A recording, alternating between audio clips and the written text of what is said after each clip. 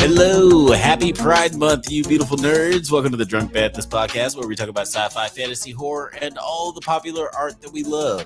Also, we do it drunk. Mostly drunk. Always encouraged, but never mandatory. I am Jedi Master Grayson. I am joined by, as always, by my co-host and brother Bill. How you doing? That's me. That's you. I am doing very well. I'm your favorite cousin's favorite cousin, and we are chilling here right now on the Drunk Banthas channel, NerdsAtNite, and Drunk_Banthas, and NerdsAtNite on Twitter. Yeah. Indubitably. And this is the first time we have our producer Penny on the cam. She's not doing anything right now. She's just she's just chilling. The producer Penny cam. Yep, there she goes. She's like she's habitually lazy. She doesn't want to do anything. She doesn't want to do anything. Maybe if we had the camera going that way, it would be good. I don't know. Yeah, maybe. We'll turn it off. Oh, okay. She's moving. There's movement on the penny cam. There's penny cam movement. Oh my God! What is happening? This is amazing. Groundbreaking shit happening here. I'm sorry for everybody who's not accustomed to the shit that goes on this channel. Alex, what do we do on this channel? We get drunk and we talk about movies and TV. That's pretty much all we do. Yeah, that's really all we do. And we guys, we have a great show for you guys tonight. I know I say that every night, but tonight is going to be a special one. You know why? Because we have so much nerd content to talk about tonight. We're talking. Some would say too much. Some would say too much. But you know what? We like to. Those people are pussies. It's an embarrassment of riches tonight. We're going to be talking about Dark Matter, the 70 last episode of Dark Matter season 1. We're going to be talking about the Acolyte. We're going to be talking about some HOTD. We're going to be talking about The Boys. And then the other one? Yes, absolutely. I was waiting for that drop. We're talking about The Boys. And then what were we talking about? And as always, we're talking shit. That's right. Shout out to Othelius. He in the chat. You know what I'm saying? It's the baby Bantha. That's right. She's a little baby Bantha. Little baby Bantha. Man, her mom called me the other day and said that she said, "You basically are my baby's daddy." And I was like, don't say that. Don't say that. Don't say that. Please. That's her former owner. We was not in any kind of relationship. She just said that because she's unable to take care of this. You were trying to get me in trouble. You need to erase this text message. No, it was on. Remember when she called when we just finished? Oh, okay. Yeah. Yo, that was wild. You know what I'm saying? Shout out to Lil Frappe. Shout out to Film Age Studios. Let's go. What up? Yeah. We got Marcus in studio. He just over there chilling, but he better be watching on the stream, nigga, because goddamn, you better have it just on the picture-in-picture or something, nigga. You better have it going, goddamn it, because we up in this bitch. I'm sorry. I waited till 3 minutes and 43 seconds to say curse words. Yeah, he's a very patient man. I am. But before we get into our topics, because we got a lot to talk about, so we really want to get into it. But before we get into that, I just want to remind you guys that every Thursday, Bill, your favorite cousin, is hosting the Bantha Bunch at 7 p.m. every Thursday. Do you guys know? Do you know what you guys are going to be talking about this Thursday? We're going to be talking about. We gotta do a little bit more news on the Diddy report. Okay, I don't call it the Diddy report. It's the Diddy report. Diddy report. It's gonna be lasting a long time. We can't just do a report. You know what I mean? And then we've got some big things going on in politics. No, I'm joking. We don't talk politics. But we got that movie. What's that name of that? Oh, Tell Me You Love Me. We're talking about the documentary. It's on that show. Yeah, that I don't know if you know, but on the Drunk Banthas channel and Nerds at Night, where we do the Bantha Bunch show at 7 p.m. Pacific time every Thursday. I don't know if you know, but we talk about a lot of documentaries as well. Okay, that's what's up. Fun and educational. It's fun and educational, man. I love it. And we did watch that documentary together, so I'm interested to see what you guys talk about. This you know what I'm going to talk about? Eric. Oh yeah, and Eric. I was like, I'm going to talk about Eric. That was an interesting, like little mini series starring Benedict Cumberbatch that we watched over the weekend. That was interesting. You see Eric?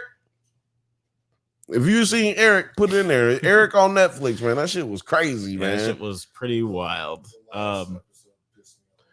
Last episode was very heartwarming. I loved it. So I'm not fucking mad at it. Yeah. So yeah, everybody check out all them things so that when you come on Thursday, you'll be up to speed. We also gonna do a follow-up on the Ninja Turtle dating game, dude. If you know what I'm talking about, the Ninja Turtle dating game plumber. If you know what I'm talking about, you know what I'm talking about. You know what I'm saying? It went viral. We're gonna talk about that.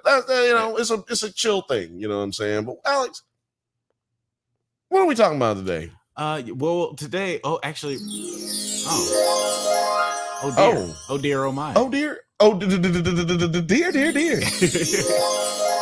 Seems like we have somebody at the door at our magical doorbell. That's right. Oh, in the house. You're welcome. I'm so happy that you can have me. I gotta say, I would love it if every time you when you walk into a room, do you just say you're welcome? No, they know by now.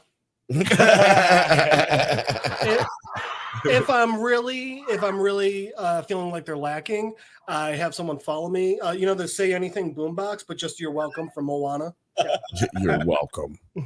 Also, just putting this out there, don't get a second camera for Alex, but get one for producer P right there. This is the thing. The second camera for Alex. This is what happened. Okay, I wanted to do the second camera for Alex because I wanted to do the Zoom thing where you can just say you didn't want to sit so close to him. It's cool. I wanted to do this, right? I wanted to do this, but look, we don't fit. Look at us. We don't fit here. Very bright.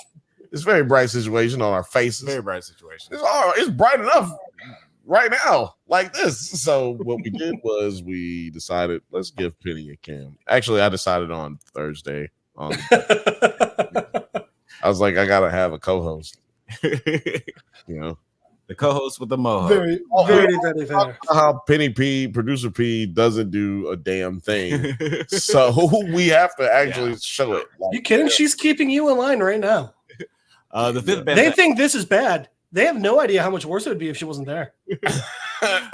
And I also thought, cuteness factor. Look at that. Yeah. Aw. You know what I'm saying? Cute. It's like she knows. It's like people might say, "Aw," but you know what? It's also just testing out these features that we got here.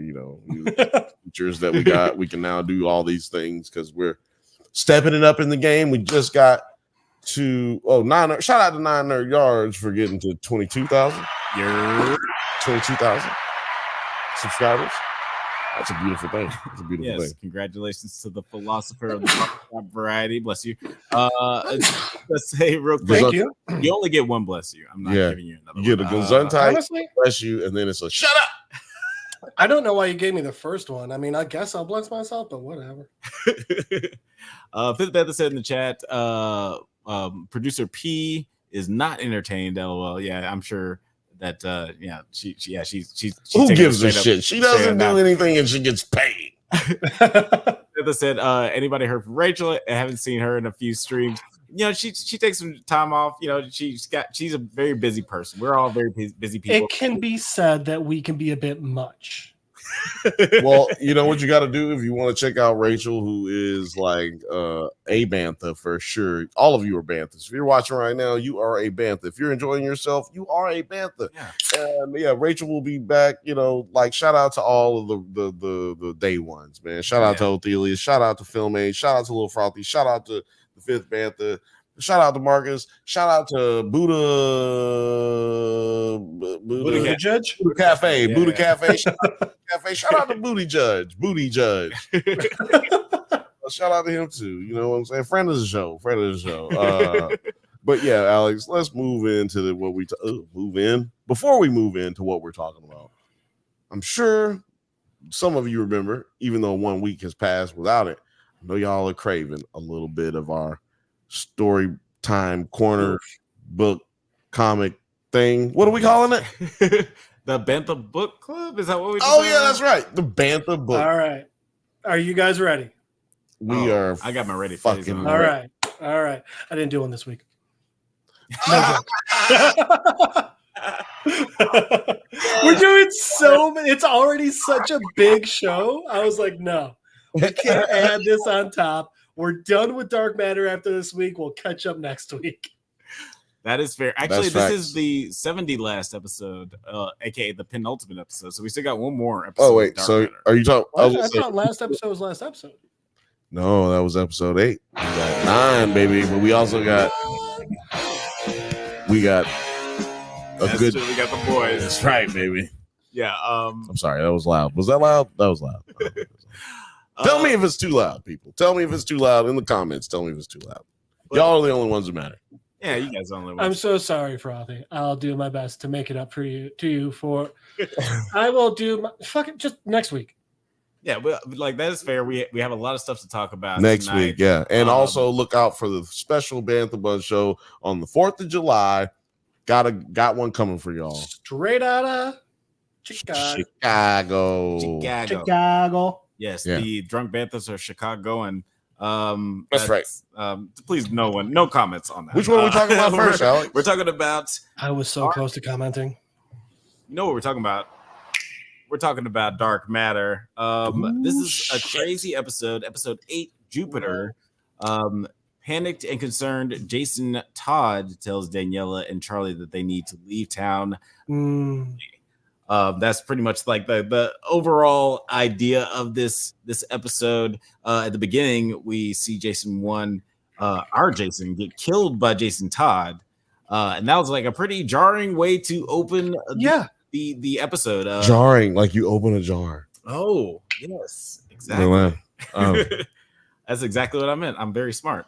Huey, what did you think of this opening? Was that shocking to you? So there were so many thoughts going through my mind with that. First thought was, are we seeing a different time? Like, did we not just pick up from the last episode?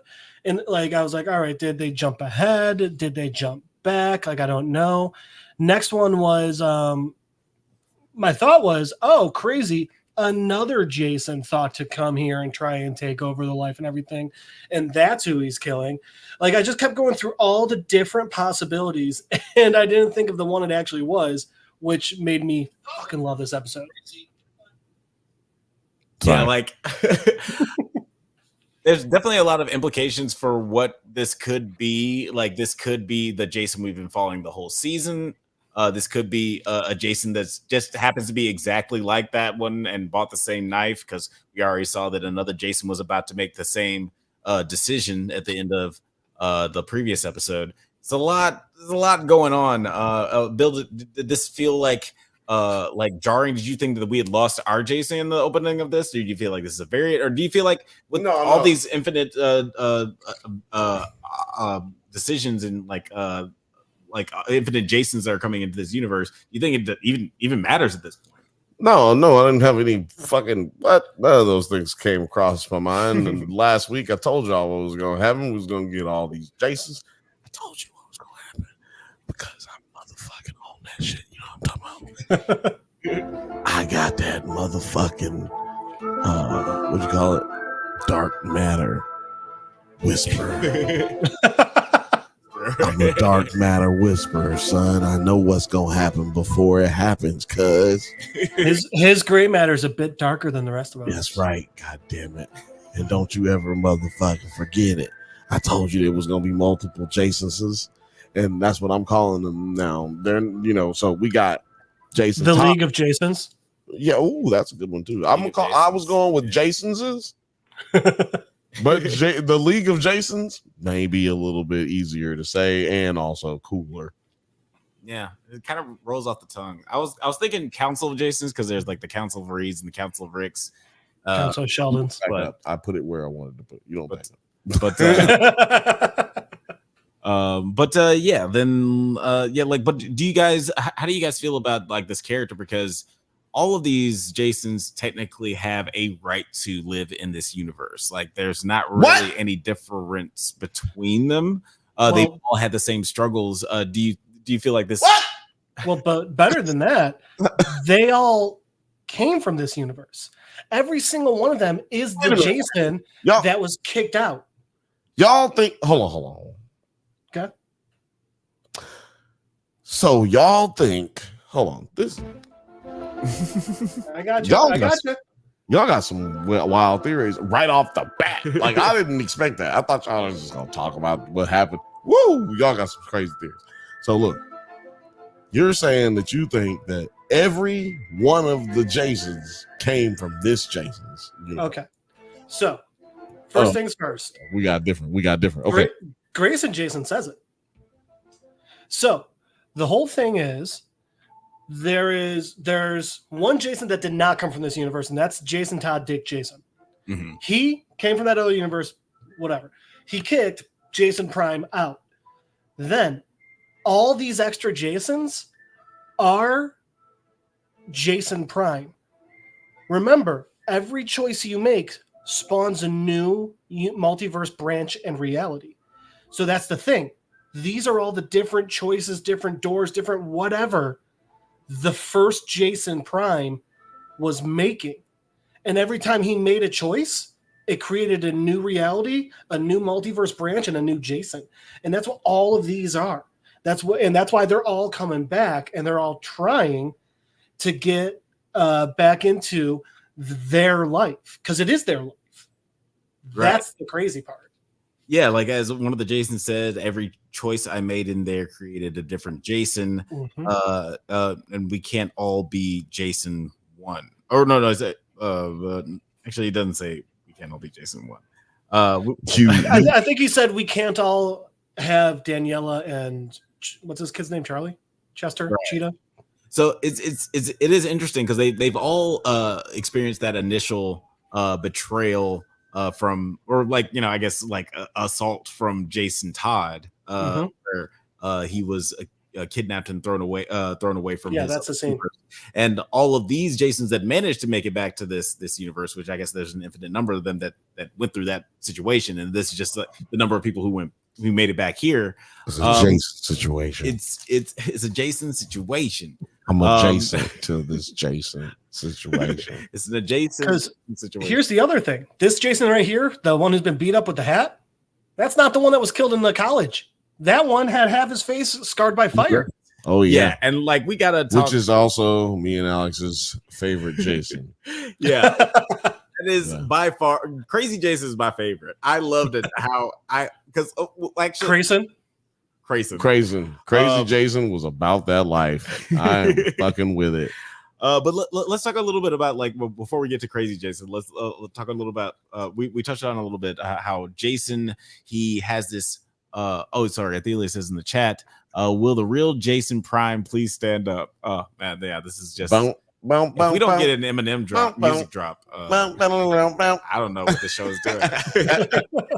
But we do get Jason like having this interesting chase scene where he's going after one other variant, and he's going through the streets and he's running into other variants until he finds this other Jason in the bar that he actually has a civil conversation with, and he actually explains to the audience really what the fuck is going on. And we talked a little bit. Thank you for that part. I needed it. Did you appreciate like how this like slowed the story down, because like things get really ramped up? You know what's funny in this episode? I like how you just said, because I'm gonna throw it to Jeff real quick because this is real quick.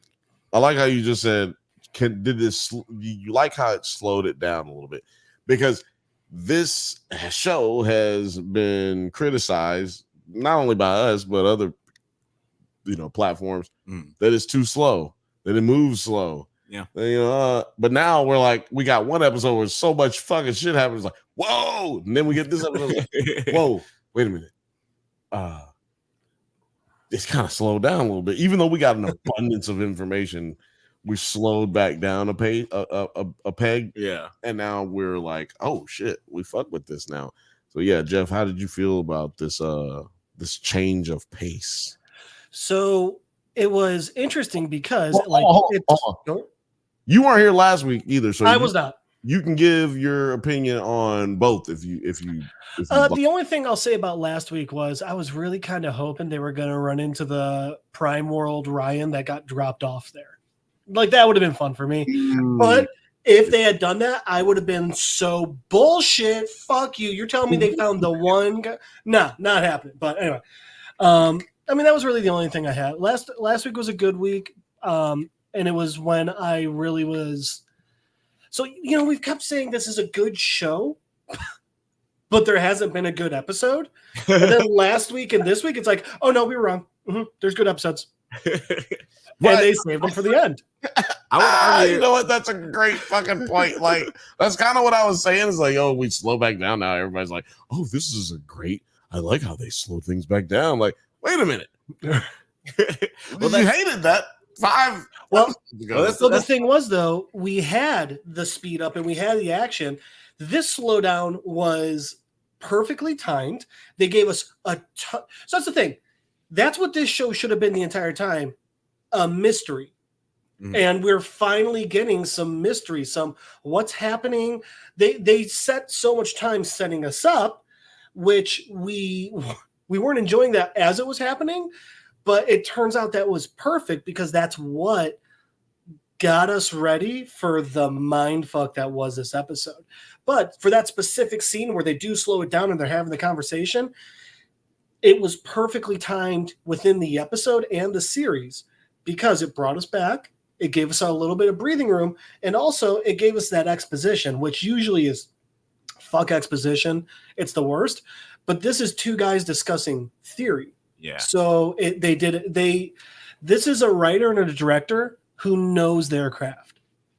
Yeah. No, like the pacing, it's funny because like it is a matter of pacing in general. Like it doesn't necessarily need to be like faster or slower. It's just like it's a matter of like how they present the details to the audience and like how the story moves along. And I feel like like to your point, this is the first. I would say that there have been good episodes. This is the first great episode of the show. Definitely. There was not a great episode until this. Yeah, absolutely. They saved their best for almost last.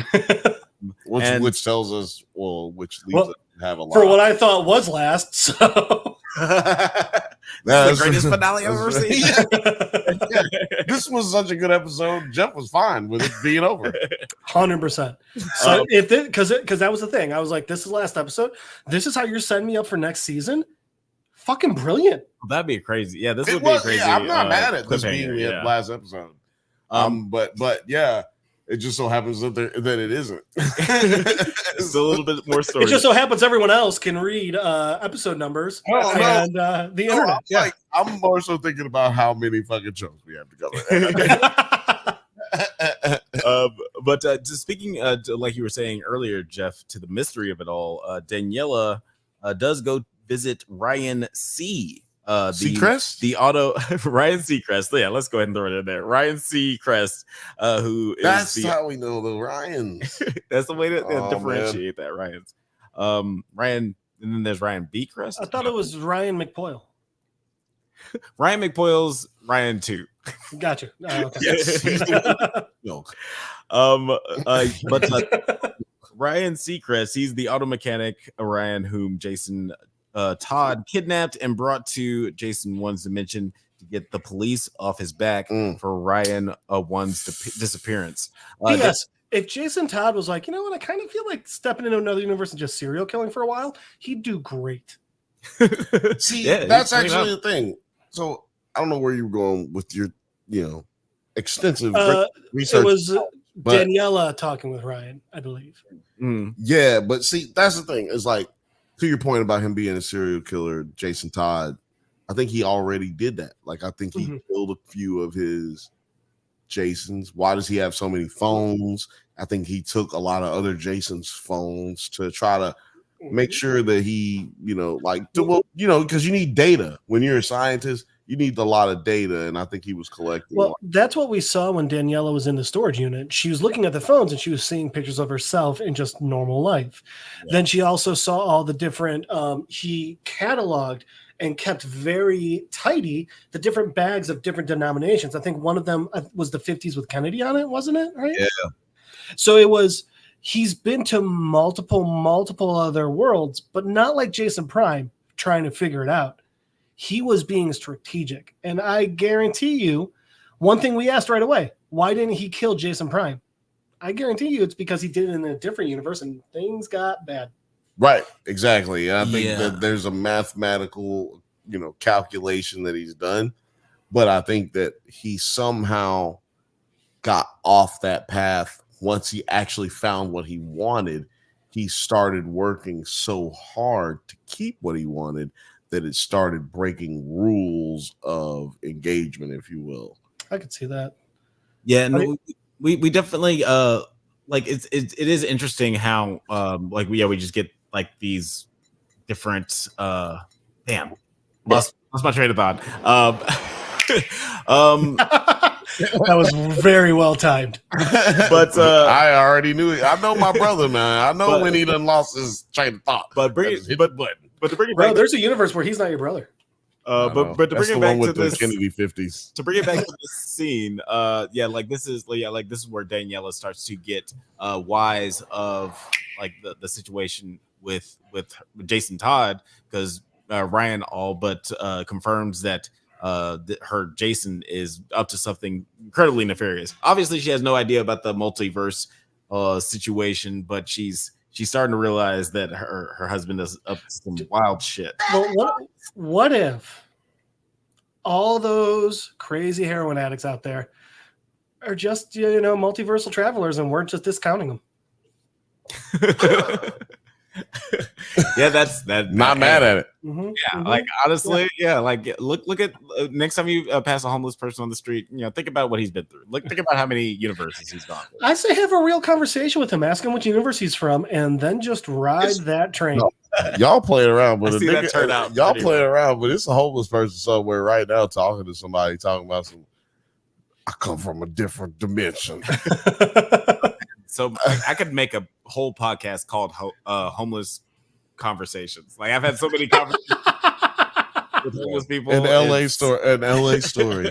Conversations. An LA story.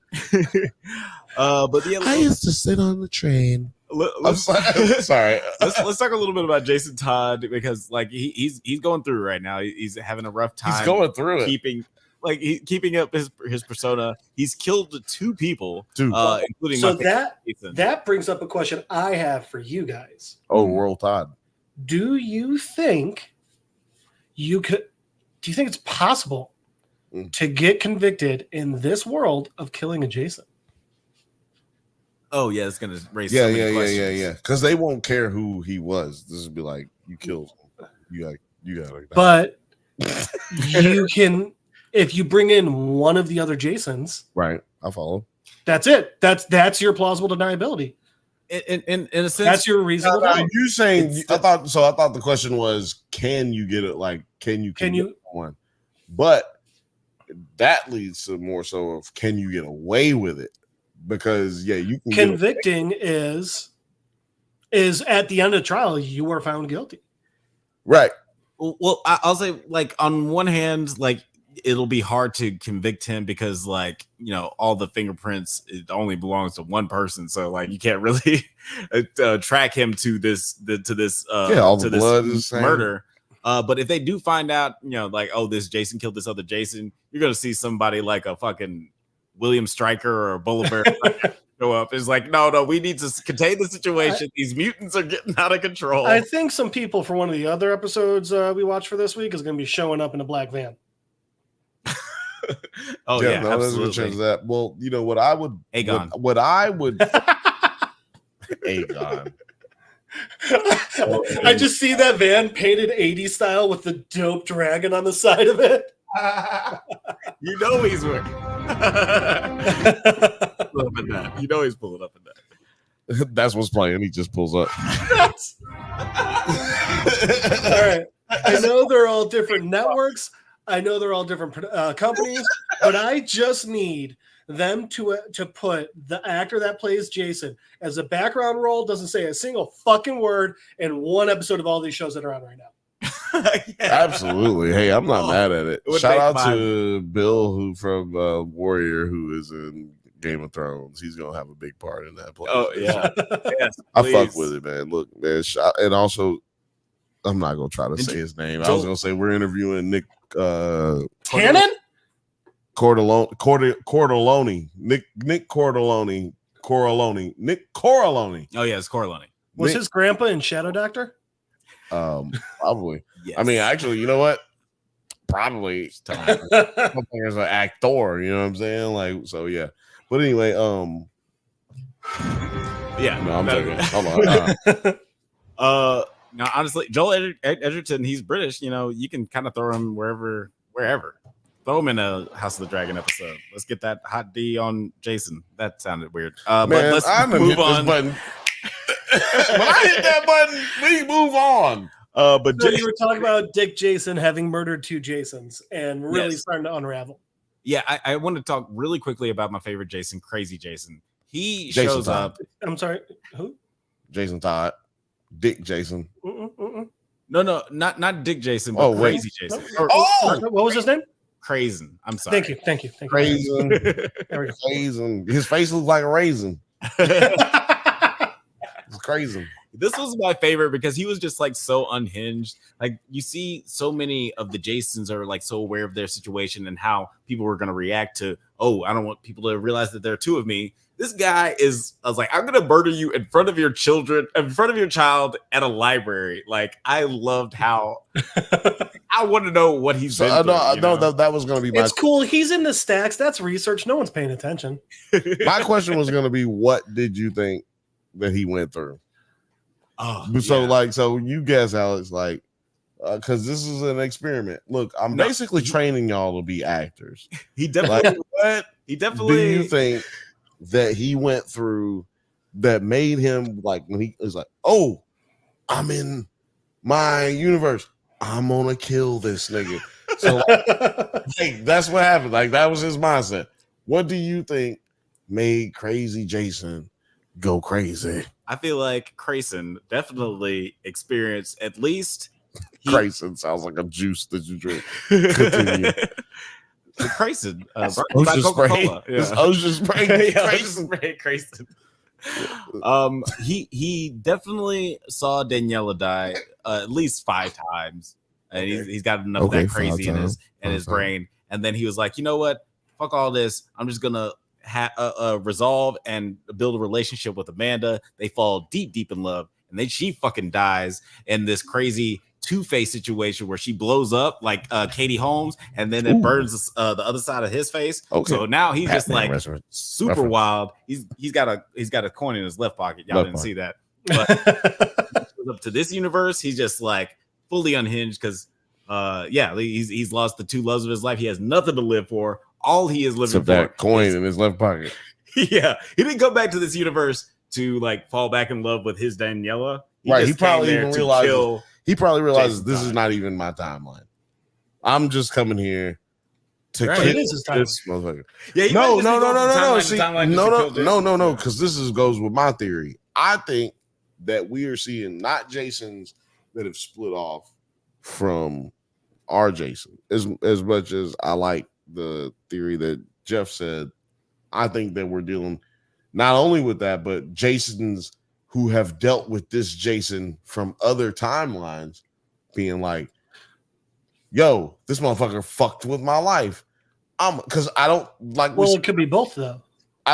Well, it could be both, but I'm saying I think that some of these Jasons feel like they're from there because they've been chasing. Because what we know about how the box works, it works on how you feel. Like, you know what I'm saying? Like what you want and what you feel more so than it does on like, you know, oh, I'm trying to get home. So all of these motherfuckers might have been affected by this Jason, but then now they're looking for that Jason and they end up in Jason Prime's universe, even though that's not theirs, because the same thing happened to them before we get to even our Jason Prime. Yeah, and honestly, because Jason Todd has been fucking up. Because we know, like we said before, cell phones, cash, pictures, all kind of shit. You guys didn't even see the stash of dildos. Didn't even see them. Strap-ons too. It was strap-ons. He had strap-ons. That's one of the things that kind of makes me like that. if you think a little bit too much about it, makes me like you Scared? you see No, I'm joking. you see sort of the you see sort of the holes in this story a little bit, because what is to keep from like all the infinite number of Jasons that he did wrong before he got to this Jason? Because like you said, I'm sure that there are others, and there are probably a whole bunch of variant Jason Todds, like, you know, because he traveled through the box several times. I'm sure that he didn't get the right universe on the first try. Like, I'm sure there are a lot of variants of that Jason Todd. So like there should be Jasons falling through the sky like, you know, snakes in that. Well, that's what I'm saying. Rick and Morty, like, where it's just like, but they are. That was my point as well. Mm. Is like that this Jason Todd fucked with a lot of Jasons, and now they're all coming back to this universe because that's where he is, and that's who they have their angst with. Our Jason 1, is more just concerned about his wife, his kids. He's also, we know from Amanda, that he is the most temperate. Like he has a temperament that is made for what he's going through, you know, to deal with crisis type shit, instead of, unlike, I should say, his other versions of himself. Because Jason Prime would have never told anybody he was going to kill his Jason. Yeah. Except Jason Todd. Oh my God. So here's the thing. So first off, that picture of Krayson that you had, if you could, can you zoom in on a part of that picture? Because if so, I'd say zoom in on his hand, because there's a ring on it. And if that ring's a rubber band, we know for sure it is what the Jason Prime's theory was saying. It's a dip. So hold on before you bring it up, or See before that? I zoom in on it. That this Jason has a black ring. Does he, or is that a shadow? It's under the rubber band. It's a black ring. I don't think it is. I think that's a rubber band, and I think the part you're referencing is a shadow. No, I do think that is it not zoomed in? Is it not zoomed in? And so here's the thing. If this is one of the variants of Jason Prime, like that theory suggests, Jason Prime's theory, then you asked what made him go crazy. I don't think the question was what. I think the question is, how long did it take? Because here's the thing, that's a fire scar, right? We all agree? On his face? Yeah, for Let's sure. just go with it. Yeah. It's had enough time to heal into not just that pink. First, I just want to say, I like how you call burns fire scars. Yep. I'm sorry. Someone here doesn't watch a lot of Avatar: The Last Airbender. Anyway. Yeah, what is wrong with you? So that scar, it's not just healed enough that there's flesh again, but it's not like the pink shiny flesh. That's years to heal that much. So think about that fact too. Yeah, he might be the first Jason that Jason Todd messed with. Yeah. Like, yeah, this could be just because Jason Todd wouldn't have been able to kill the first Jason, right? Because Jason Todd would have never killed anybody before that. Like, it's not like. I'll bet you Jason Todd killed the first Jason. I'll bet you that was his plan. He's like, this will be nice and simple. Murder. Maybe he thought he killed him, like Obi-Wan thought he killed Anakin, because the motherfucker came back with burnt ass like a face. I know what you're talking about. Anakin was dead. That was Darth Vader. I need to see a whole episode, maybe a whole season from Crazy Jason. We gotta get a spinoff. Yeah, we need, Apple TV. We need a spinoff of Crazy Jason. Krayson is killing it. We already got him a juice box name. We already got a Powerade Powerade flavor named after him. ATV. If you want to go comic book route, I'll cover it. Still, we're good. I will go see a full. A feature-length movie called Crazy and buy a specialty popcorn bucket if you make a movie about this. Look, Othelia, we got to read these comments, man. Everybody's in the comments. Shout out to everybody in the comments. Othelia said, sounds like Craisins. He was talking about Krayson. Fifth Bantha said, Krayson is that Hawk Tua. Othelia said, like the Ocean Spray snacks. Yeah. And then 9 also commented on the Hawk Tua. Hey, I gotta ask you guys a quick question. It's a super tangent. I spent a week back home. I just disengaged and I was just with family. The fuck is Hawk Tua? It's everywhere. Yeah, no, what is Hawk Tua? Somebody put it in the comments, or Nan, you better get your ass over here. I was really disconnected. By the way, I watched everything today. I completely disengaged from the internet with my family, so I have no fucking clue, but it's everywhere. I don't have a microphone for you, Marcus. Marcus knows what hot 2 is. Just borrow Penny's microphone. It's cool. Yeah, no, she's using it. Oh, Bro, Fifth Bantha, you're telling me there's not going to be 18,000 videos if I try searching that right now? fucking pig. Internet is not Anyway. unfortunately. But we have to move on. Yeah, to, this isn't the Bantha bunch. What the fuck is wrong with you? We have to move on. Tell us what hot 2 is. Don't just fucking tell us we don't know. We already know we don't know. We have to move on to the finale of this episode. Our Jason gets himself arrested so he can get bailed out of jail by Daniela. Which, by the way, how brilliant of him. It's pretty great. It was a way to get to jail without having to hurt anyone. And it was such a good way of this is how you get her alone. Brilliant. That's how we know. Jason. That's what I was about to say. And if he's the Jason, it's Jason. She must be the most Diana of a Diana. He explains everything and convinces her to get her to call. He explains everything and convinces her by getting her to call Jason Todd on the phone. They agree on a code word Jupiter before Daniela goes to pick up Charlie. When Daniela gets home, she pushes Jason Todd down the stairs, and her and Charlie go through a wild action sequence where they are being saved/kidnapped by. How pissed off when you let her? Jason's. How pissed off was I at her? At her. For immediately, you just came up with the fucking safe word. And you just hop in the fucking car. I was just like, you dumb bitch. That's clearly not your Jason. Well, the only reason I won't. Maybe Jason Todd was right to leave her. Only reason I won't give her too much of a big deal is because I love her. No, but no. The only reason I won't give her too big of a problem on that, or the I'm saying the story of the character, is because she was actually concerned about her son at the time. Like, so she was like, her wires were crossed in a certain kind of way, like because she's trying to make sure, like when she texted, what's his name? The son. Charlie? She texted Charlie. Cheetah. She thought that Charlie had his phone, but if she had been looking and paying attention, his phone was right there. Yeah. But then it dinged, and he was like, how fantastic was this show building that tension so subtly? Yeah. It was building tension with text messages. Yeah. And like to your point, to your point, this is her first multiversal kidnapping situation, and she also doesn't know exactly how vast this is. Like in her mind, it's her. I mean, it's Jason and this other Jason. Like she like he told her about like other variants, but I don't think that her brain is fully conceptualized. Like the fact that there might be infinite numbers of the same person. Yeah, you're doing the sound effect. Can you hear it? But can you hear it? But I guess I agree with you guys. She is a bad mother. Yeah. But it's very. I think it's very believable that she would be. I think it's very believable that she would be able. Best part of the episode. Like walk out of her apartment when she's in like a very state of duress and like run into like who she thinks is her Jason right in the nick of time, and she'd be okay. Whenever you hear this, y'all, that means it's serious. You know what I'm saying? Like motherfuckers. Yeah, because you only hear women typing that fast.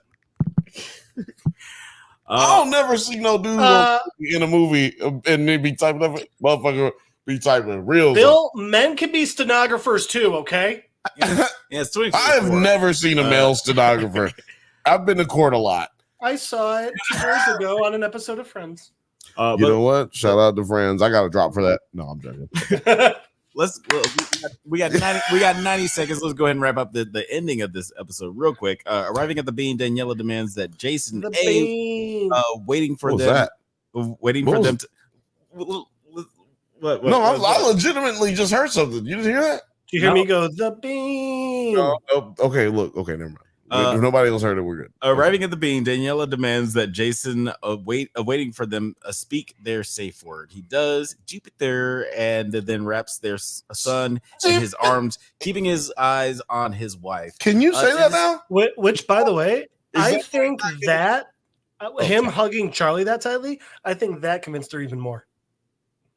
Yeah. It's because she hasn't seen Jason Todd display any real emotion Mm-hmm.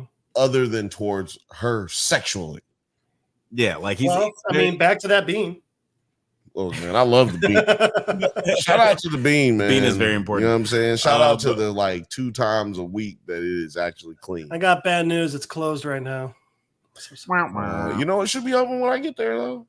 Should be. Figures and toes. Because the taste. Because they're getting it ready for the taste. That's the thing. They're getting the whole park. Oh, of Chicago. Sorry, I thought you meant something else. Other bean. It's rim shot. Yes, finally somewhere. I had one. This is a very cathartic reunion. This is a very. That's all I got. This is a very cathartic reunion with the family because it seems like all is happy. But yeah, it's one of the moments was like, man, this is just some weird shit going on, man. You know, it's like you finally got home.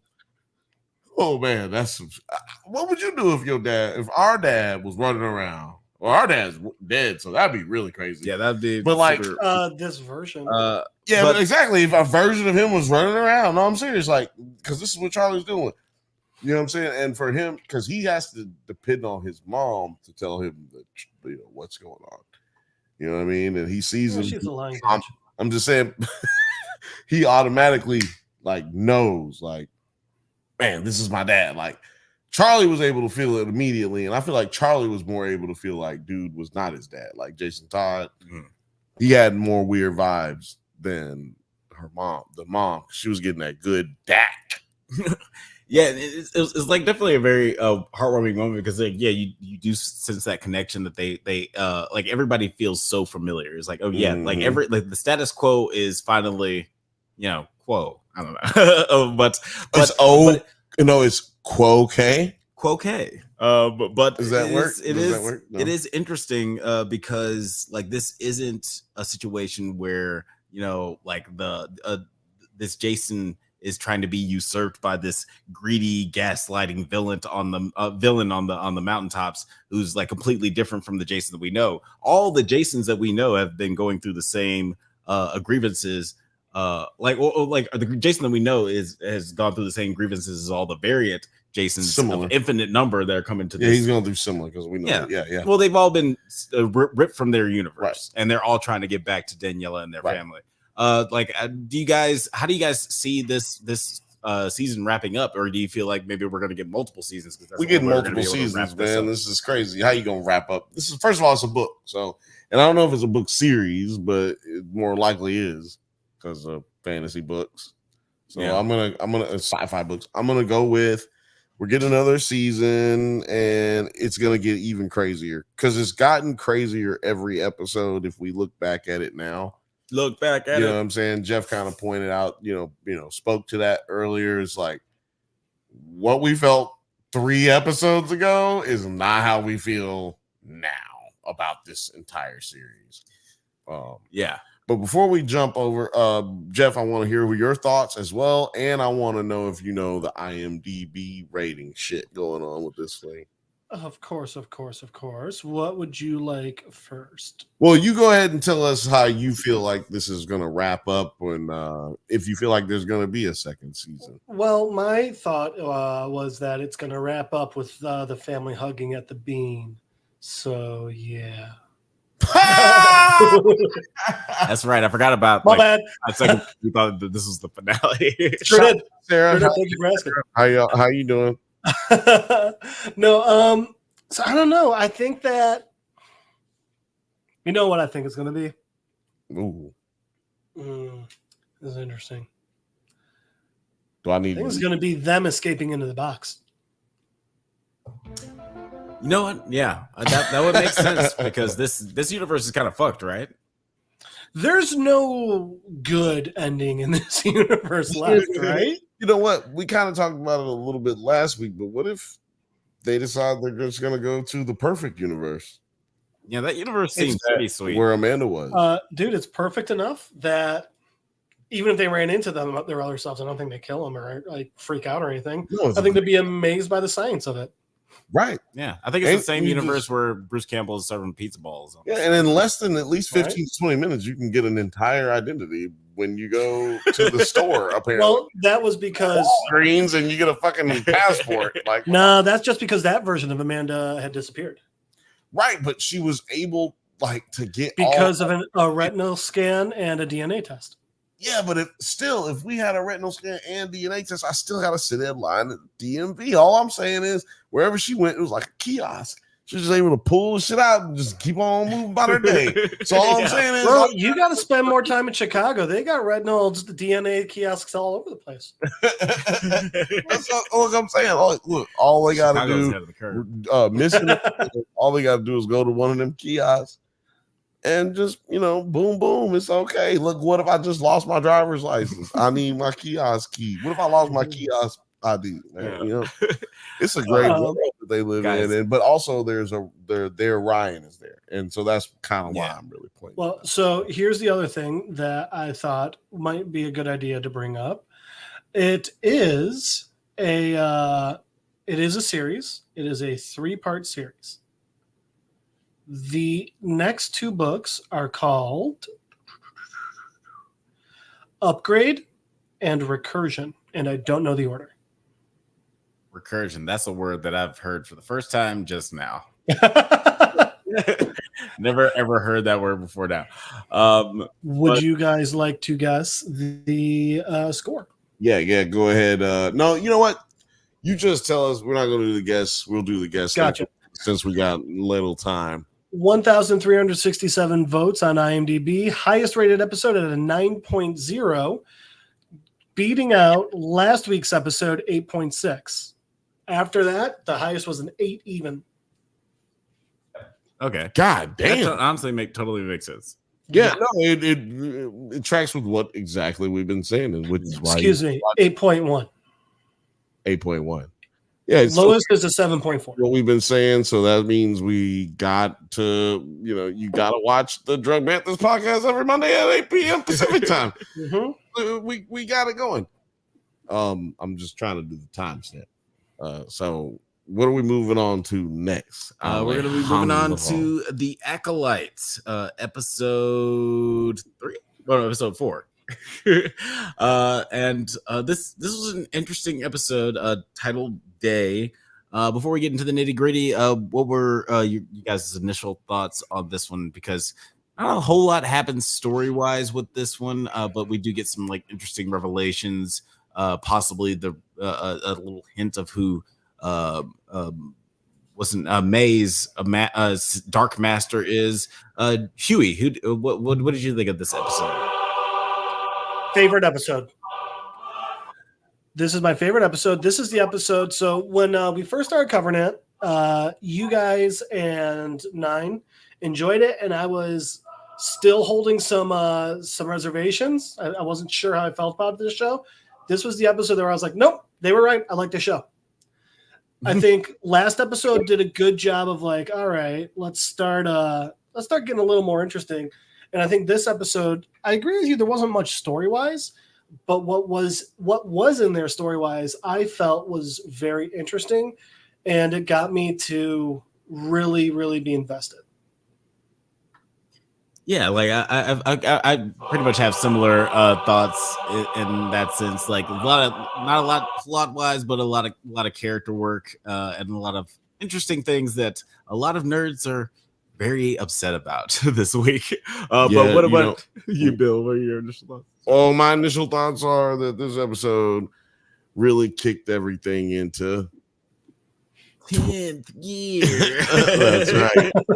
I felt like that very seriously because, a lot of the conversation online has been in this boring. It's boring. That's because most of you who watch it, you've never actually seen a female in person, and I'm very excited to meet my first one. It's right around the corner, buddy. Keep those fingers crossed. We might just have to walk outside. It's so crazy, some of these motherfuckers. But I just thought about that episode of Batman where he rescues all the kids from under the sewers. It's like the light.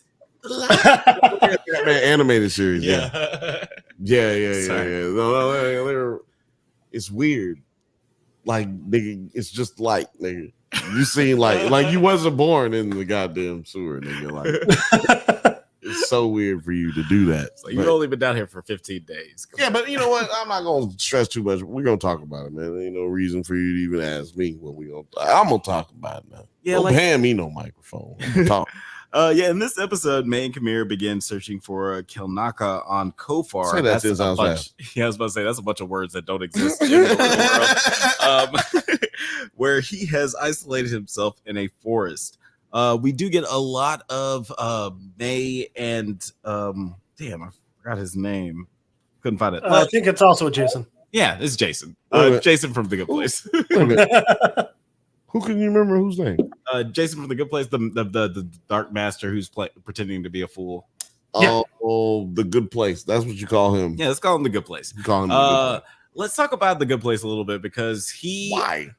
Well, I'm you talk about The Good Place a little bit. Go ahead.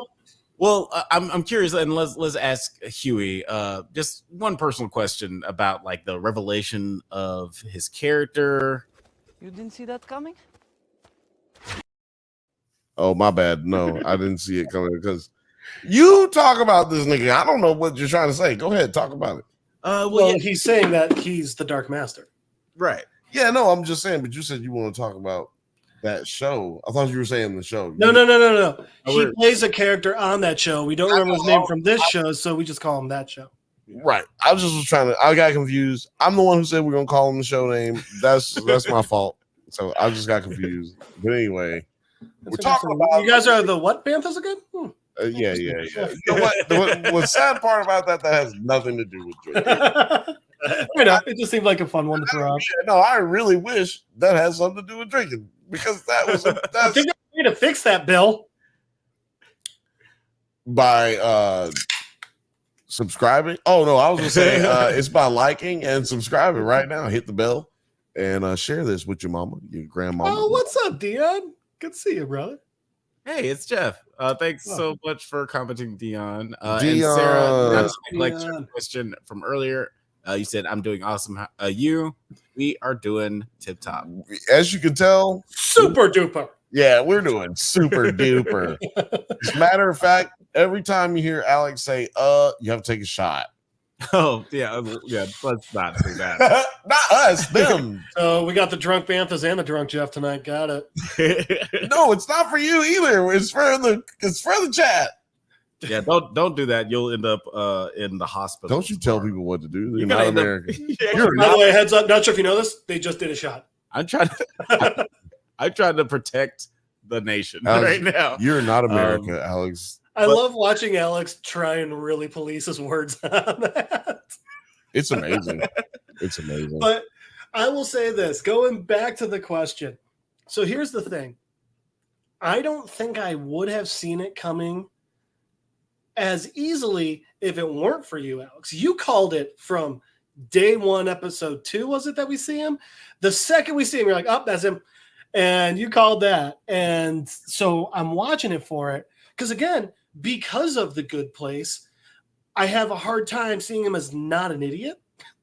Right. So, like, for better or for worse. So I really bought into it. I'll say this. I think by the end of this episode, though, most people would have caught it. Yeah, no, I think you're absolutely. Oh, what the fuck? Are we in The Good Place? I don't know. We got ding dong ditchers. You know what I'm saying? The motherfuckers. I think I know what you're saying. Yeah, we got ding dong ditchers. People ding and they dong and Go outside, nerd. Get out. That's fucking great that you've got it up there and I've got it right Go here. outside, nerd. This is the AV club here. We will not. You know, I do have to I gotta say, God, what's his name? Walton Goggins. Yeah. I just so badly want to be his friend. Right? Yeah, seriously, Walton. What in the fuck is up, man? Like, come on, bro. Have you guys seen that video that he put on Instagram where he's just beat fucking red, surrounded by smoke, and literally he's just sitting there just going, and he's just rocking out to a song. No, he's That's in the a entire video. barn. He's in a barn drinking his whiskey or bourbon that he has. Yeah, it's amazing. I'm having a great time. Yeah, no doubt. I'm fucking down to be Wally's best friend. I'm really excited for the episode of the Drunk Banthas he comes on here. Oh yeah, I think it's going to be a Does It Hold Up? Future does hold up guest for It's sure. gonna happen. It's gonna. But yeah, I do like the idea, like, you know, because Manny Jacinto, I think that he has a pretty Big wide, Manny. he's got a wide acting range where he can do comedy and drama, and this is going to be like a good opportunity for him to be able to like stretch those comedic doofus muscles at the beginning, and then just like have an interesting turn. Damn, disrespectful. Toward have an interesting have an interesting turn toward the end. Well, and I feel like he's got that perfect face even just for playing an evil character. You can just see him looking over and just giving that evil smile so perfectly. Oh yeah, I'm really excited for it. I think he's going to be such a good bad guy. Yeah, and I'm glad that they're well, at least I hope that they're making this reveal pretty early on in the season. Hopefully, we just like clean cut find out in the next episode that that's him. But What about his appearance as the motherfucking dude over here? Hold on. Yeah, I mean, get him a White Russian. as the guy? No, not that guy. What about his appearance as what's her name? What's his name? Jason. Boom! No, Oh, this was Night. Yeah, Darth Jason. Oh yeah, Darth Jason. I like that. uh, Why is it so dark? You see what I'm saying? Like that's so crazy. Come on. Well, but here's the interesting thing. Check out his helmet. His helmet it looks like it's like worn copper or something, you know? You're Yeah, it looks absolutely right. It does look like it. Well, it looks like a Joker mask almost, like he's smiling. yeah, he looks like like a member of Slipknot or some shit. Like he designed his mask. What up? You want to know how I got these scars? Hey, you guys like Star Wars? Nah, I did not know you guys like Star Wars. I'm a Trekkie through and through. Welcome okay. to the All right, stage, you can like both. everybody. It is 9 from 9 Nerd Yards. He just went to 22K the other day. It's 22. popping. 22. Double deuces. Yeah, double deuces. Yeah. But you Feels shouldn't good, let feels him good. stop there. You Thank shouldn't you. let him stop there. You should go ahead and Oh yeah, go ahead. this is the road to 100K for sure. I just Okay. love the idea that that's his goal was just hit 22 and then shut down the channel. Right. And it's just like, oh guys, peace. Just Done. fade out into. Did it? I become a force ghost actually. You'd make a good Force Ghost, buddy. I mean, I'd be Thank saying you're you. bad, but Thank you. Yeah, What well, attributes? of That's- Ghost. Oh Yeah. yeah. You well, first of all, you'd be the first black Force Ghost. Do you you think like my do you think it will still be blue for me, or would it be like a different? No. pigment? Yo, what? No. I could see you having a They're giving you black and white. What if they did? You gonna look like the old Yeah, house. like I'm actually just like a silhouette, just like a shadow walking around. just like you're out of a I'm a what is force it, shadow. just out of a Felix the Cat cartoon or some shit. Yes. Mhm. Yeah. Really nice. quick. Yes. Oh, go ahead. No, I was gonna ask you since you're rejoining us. Were you? You're joining us on this What are you conversation. gonna ask him?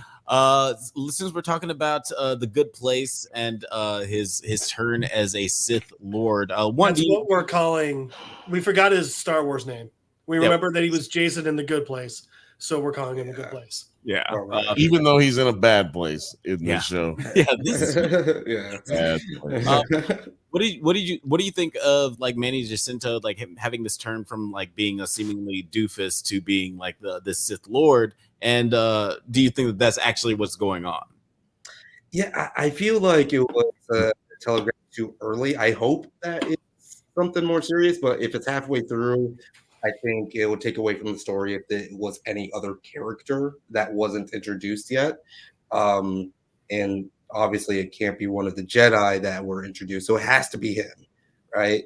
So I don't know. It's pretty cool. Like it's pretty cool. I feel like they could have like lingered on it a little bit more, just like telegraphed it a bit like more mysterious, like. But you know, Yeah, I'll tell you what. There's some people out there who they're watching this and like, wait, that's the guy.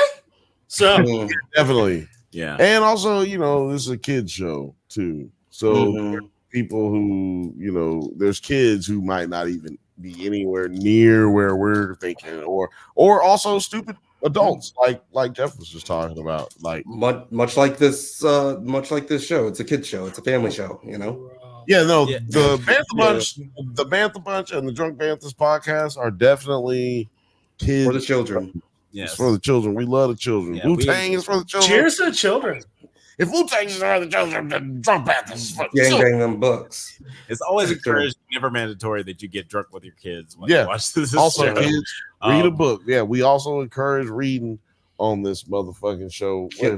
Can I do a little because there was a big question that was raised by Jeff Hefe. I think like all of you actually. I don't know if it was answered or not, but Well, most likely not. No, we think it does hold up. it's a onomatopoeia. Okay. Replicating the sound of spitting, and it was made famous by this young lady here on a night on the town. What's one move in bed that makes a man go crazy every time? Oh, That you do? gotta give him that huck too and spit on that thing.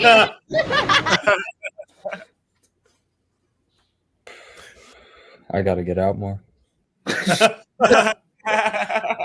Yeah, that's been the radio sound. There's been a bunch of remixes. Did that just like, happen this whatever. last week? It's I guess so. It kind of caught me off guard. It's a class. It's Well, almost we on will- that classic meme just say something. template. Let me tell you something. That is a great promo for the Bantha Bunch on Thursday, 7 p.m. Pacific time. That's Bantha Bunch, 7 p.m. Pacific time, right here and all the platforms that you're watching from. And we'll be talking about Hak Tua because Yeah. I have had my duck Hak Tua plenty of Okay. times. So Almost mandatory at this point. it's not mandatory, but it is encouraged, just like the Drunk Banthas drinking policy. Go on, my guy. You know what else too? Like Hawk Tua, and then also if you have the podcast playing in the background, it really sets the mood. Yeah, it does. If you have a lady over, Yes. in all of the Drunk Banthas and Nine Nerd Yards and Nerds at Night content, just put that on the background. Yeah. You will definitely get some Hawk Tua.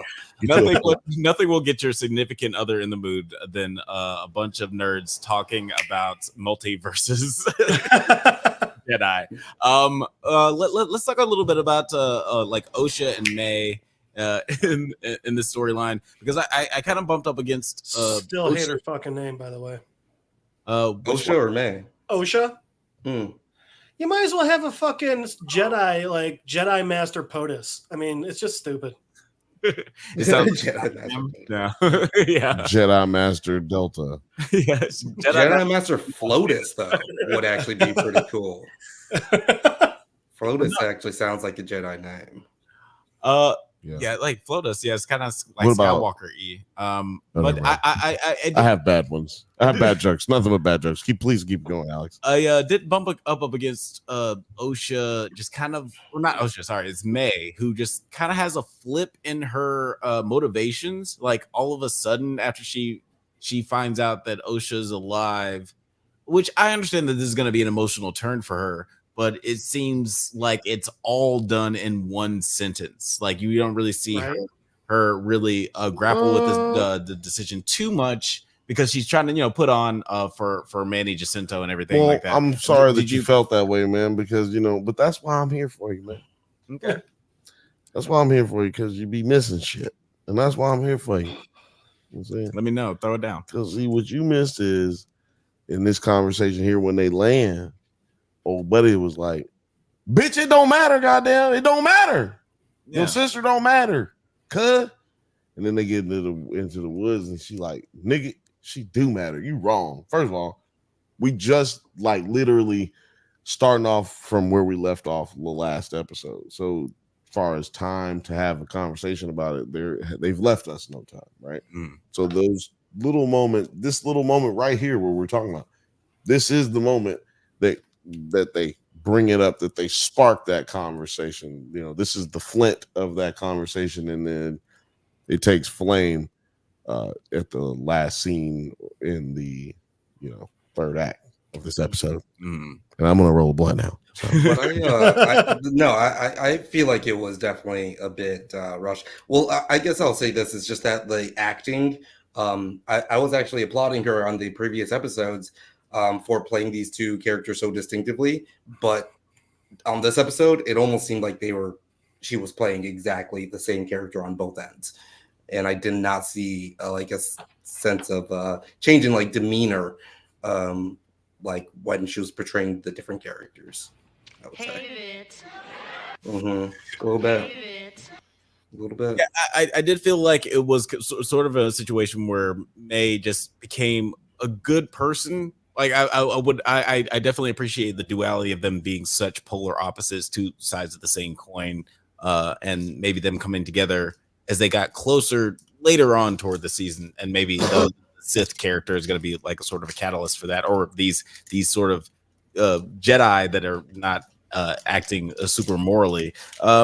But how do you guys feel about just like the Jedi mystery of what their past is being like slowly unveiled? You know, we get the Jedi Wookiee. He's kind of murdered by the Sith Master before we even figure out anything that any. He was done murdered. I'm sorry.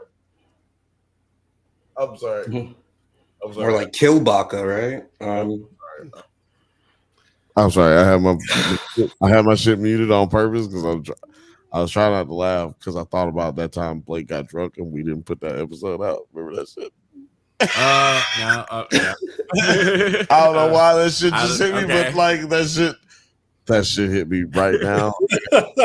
Damn it! I have to say it out loud because I'm putting myself back on. What made? Okay, I was just wondering. Well, I don't want to talk about what made. Because the Wookiee was clearly drunk when he died. I don't want to talk about what made me think about it because then we'll move on to something else. So Wookiees are dead. It's not available. It's not available. But by the way, at what point did you guys realize like, oh, that Wookiee going to be dead?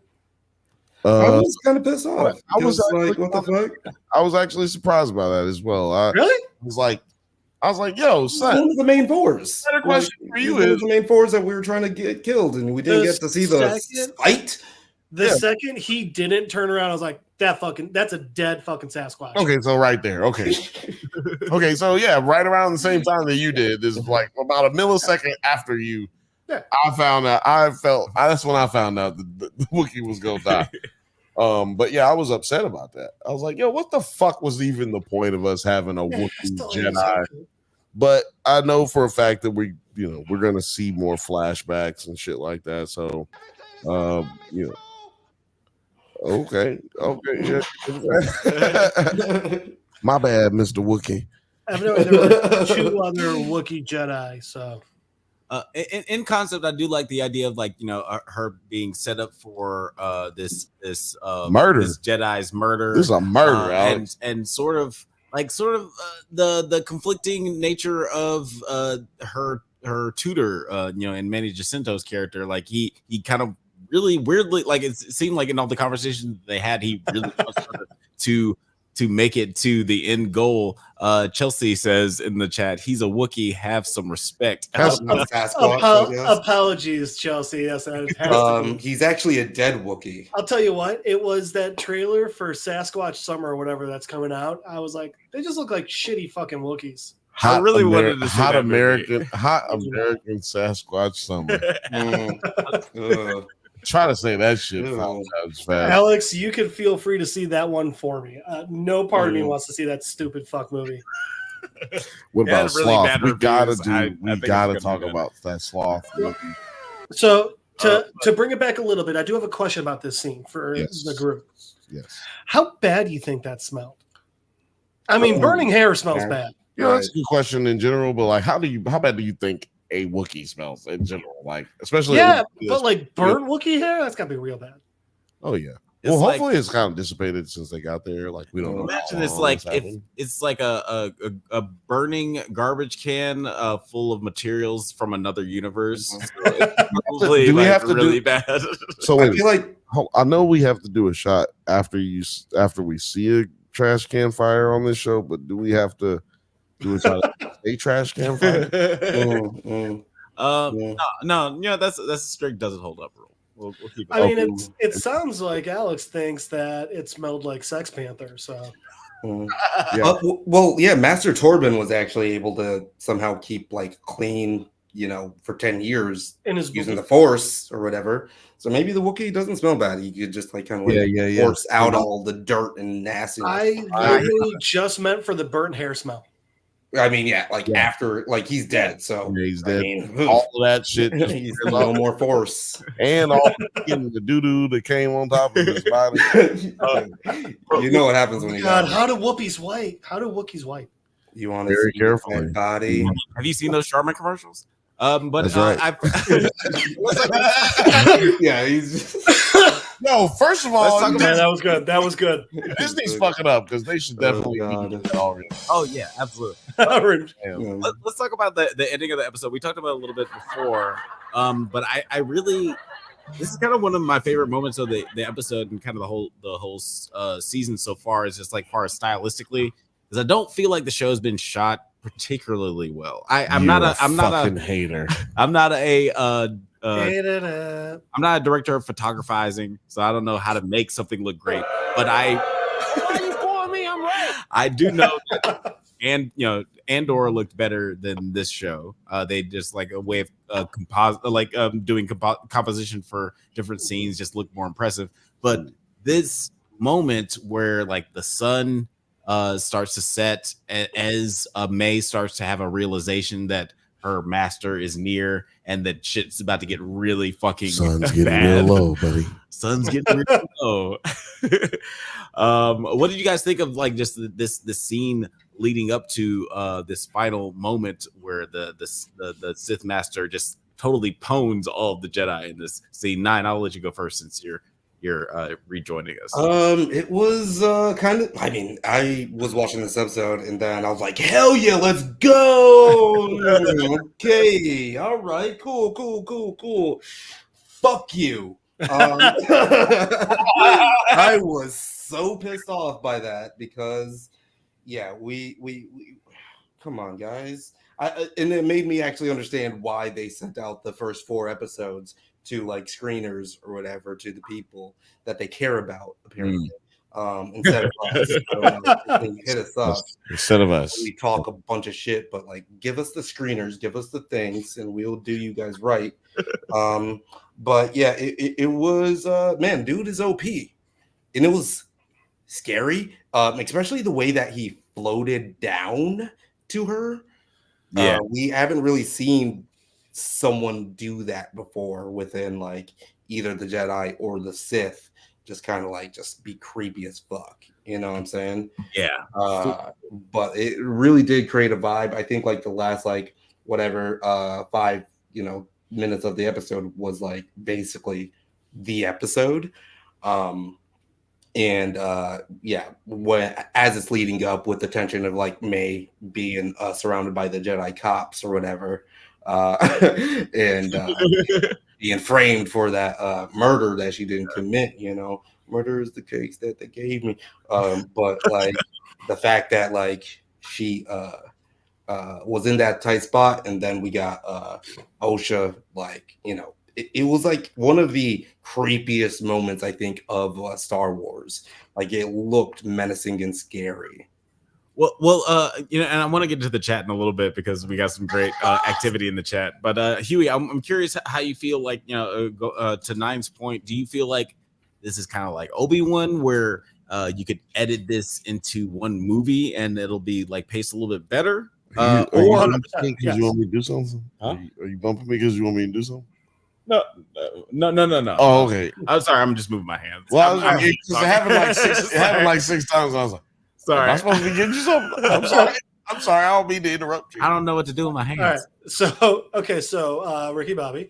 So the first part, so yes, I 100% feel like if they had made it into a movie, it would have been paced way better. I feel like even if they just dropped it down, we're going to get 8 episodes? Maybe even if they just dropped it down to 6, But I'm gonna withhold my final judgment on that until we get the last episodes. Thank you. What you asked earlier though about like having while May's in there, the sun setting, that was such a good scene to the point where like it actually took me a minute to realize that's what was happening. At first, I thought they were just trying to use it, and they were showing like the dark Jedi, is he Jedi Sith? The Dark Master's power spreading through the room, and I thought it was just so cool and so well done. I'm interested to see where we go because, as you also said, he is OP as shit. Just so many questions, but at this point, now I'm excited to find out what's going to happen next. Mm-hmm. And if it ends up with next episode starts with May's gone because he took her and all the Jedis were knocked out and they're waking up, I'm going to be pissed. And I got a bad feeling I'm going to be pissed. Mm-hmm. I hope they do not just cut and he's just gone. I want to see a slaughter next episode. It should be a fight, and only and those 3 Jedi that we know, X-23, dude with the great hair, and Soul should be the only ones left alive. And honestly, and again, they killed one of them. Yeah. I mean, you can get rid of most of these dudes. I feel like they only set these guys up to get slaughtered. Yeah, right? I didn't know those last 3 were there. Mm-hmm. The last 3 in the line were there until they lit up their lightsabers. Right. So sorry, I didn't mean to cut you off. No, I was just gonna say that when I saw all these other characters that are not Daphne Keene and our characters we've been following the whole season is these are red shirts. Yeah, I was about to say red shirts, straight up red shirts. Oh yeah, they're meant to die. But the way that when how Jeff said it, the way that it spread, one line in this was pretty cold. I didn't really like this episode, but one line in this was pretty cold, especially his look. He's like, "What the fuck am I feeling right now?" And the way that you said that, how his just presence just spread. He's mystified. He's like, "What the fuck is that?" And again, the way that he just floats down, it's awesome. That reminds me of Brightburn. And then I think it was, what is that? Not who is that? Yeah, what is what is that thing? What if it's not what is that, but what if it's oh my god, I felt that before. Oh, remember from I think it was last episode, no one has used the word Sith. So right. I think it's been so long, such a stretched out period of peace. The Jedi forgot about the Sith. Not forgot, but have gotten arrogant to the point where they think that there's no way that they could exist. Yeah, I know what happens exactly 100 years from now. No one has been in tune with the dark side, I guess, is what you're saying, Bill and Jeff. But we know that, exactly. But we know that the little black Padawan girl at the first episode was fire. Yeah, so that's a sign that the dark side is rumbling. There's a rumbling. Yeah, and it's a clear motif of the show. I remember even when the first couple episodes aired, and it's fire in space, which has always happened in Star Wars, but guys, if you guys look at it, it's actually very relevant to the show as well. Stop fucking hating for no reason and bring up some real critiques. I was going to address the Star Wars fans at the beginning of this show, but I feel like they suck. Yeah. Yeah, nobody hates Star Wars more than Star Wars fans. Those aren't Star Wars fans. We got to quit doing that. That's what those are Trekkies in disguise. I'm not going to go. What type of Star Wars fan are you? I'm not going to Well done. We gotta get you some of those heart glasses for next time. Exactly. Jesse Plemons' future doesn't hold up guest. I don't want to go into that too deep. I don't want to go into it too deep. Let's get into the chat a little bit before we close up this segment. Film Age says this episode seems like they keep stretching, and what didn't help was that the Amanda Stenberg music video shit was cringe as fuck. I did not watch that. I get throwing. I don't even know what it is. I get throwing the middle finger to haters, but that bullshit ain't it. I have not seen her music video. I didn't know that she did music. I'm not gonna lie to y'all. What the fuck are we talking about? Yeah, like what do you mean? The fuck is that? Maybe I'm not a Wookiees smell bad. mindless Sternberg music video. When did we get from such advanced conversation as Wookiees spell bad to this like advanced calculus? To that point, Lil Frothy says, I don't think Wookiees smell bad. Everyone hugged Chewie. And then Fifth Bantha said, Wookiees smell like cookies. Prove me wrong. That is an absolute fact. And first of all, we said it was a fact that they stink. No, we said when you burn their hair with a lightsaber or a blaster, it stinks. Come on. I said, you know what? I said first, yeah, like it definitely smells like a multi-universal garbage can set on fire. But I'm rejecting my statement, and I'll say that Wookiees smell like chocolate chip cookies. I'm sorry. Did that say intercourse? Discourse, actually. Got it. Okay. So, and it was released on Juneteenth. It says here, and to those who are flooding me with intolerable racism, since it took me 72 hours on my laptop to make this song and video, you got 72 hours to respond, and I expect choreo. Okay, so she's just like calling people out, and I think like that's the. I mean, I'm not gonna watch it. She really, but you think she's lying about like the racism that she received? No, she lying about that goddamn video. How long it took her to make it and all that shit. She knows. First of all, she knew she was gonna get vitriol from this job. She knew that. Her agent told her when she took it, "Hey, you know this is gonna be hard on you. You know this is gonna be tough because people gonna come after you." And she said, "Yeah, bitch, but they paying that coin." So I'm having a hard time. She's extremely trying to bring cogent analysis. Jesus, definitely this podcast, and I agree with her. Just narrating my thoughts.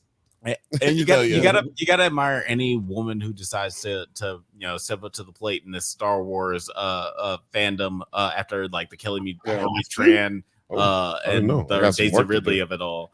Especially like women of color. Both of them ended up taking steps back from the limelight, which I mean is absolutely their prerogative with how much hate and everything they were getting. But I wonder if it would have been. I mean, don't get me wrong. Obviously, she's going to get more hate for making that rap video, but now it feels almost like she's got a little more power. I wonder if with Daisy and Kelly, if not taking that step back, if stepping forward and just being like, you know what, fuck you, would have. I mean, and I don't know. There's no way for me to know, but one of the top, it's sure shot way to avoid any sort of criticism. So, anyone else the thing is that like search bar has a lot of lesbian words in it, right? It's just kind of funny because like if she's not talking to you. Why are you offended? Why are you offended? Exactly. Yeah. She's not responding to that form of criticism. She's responding to the racism and the fact that, like, that's a whole different conversation. That's the person who forgot that they had their burner account and and then they were I'm on the wrong account. Mm-hmm. Me thinks the man doth protest too much. We're gonna address Chelsea's comment, then we're gonna move on to our next subject. Those aren't true Star Wars fans. True fans eat the slop they're given and hope for better slop the next time. Honestly, I feel like did Chelsea just described this entire podcast.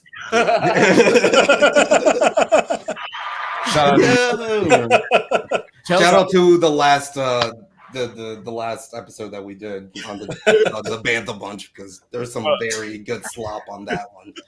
Slop, that was amazing. Gourmet Wagyu beef. I feel like you're an advocate for all true Star Wars fans because like honestly we're all going to mop all this shit up. We're gonna consume this. We're gonna consume all this content and we're gonna suss out what's good or bad. Like, and at the end of the day, it's not gonna end our lives if we stumble upon a TV show or a movie that's hard. But fucking shut your ass up.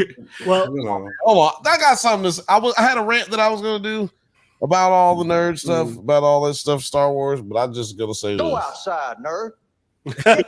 Oh, really? You don't want to? That's it. Where is it? You don't want to. What? I don't wanna do So that. real quick, 2 before minute we hop tangent off talk. of the Wars and Stars, That- do you guys 1 want minute to guess time.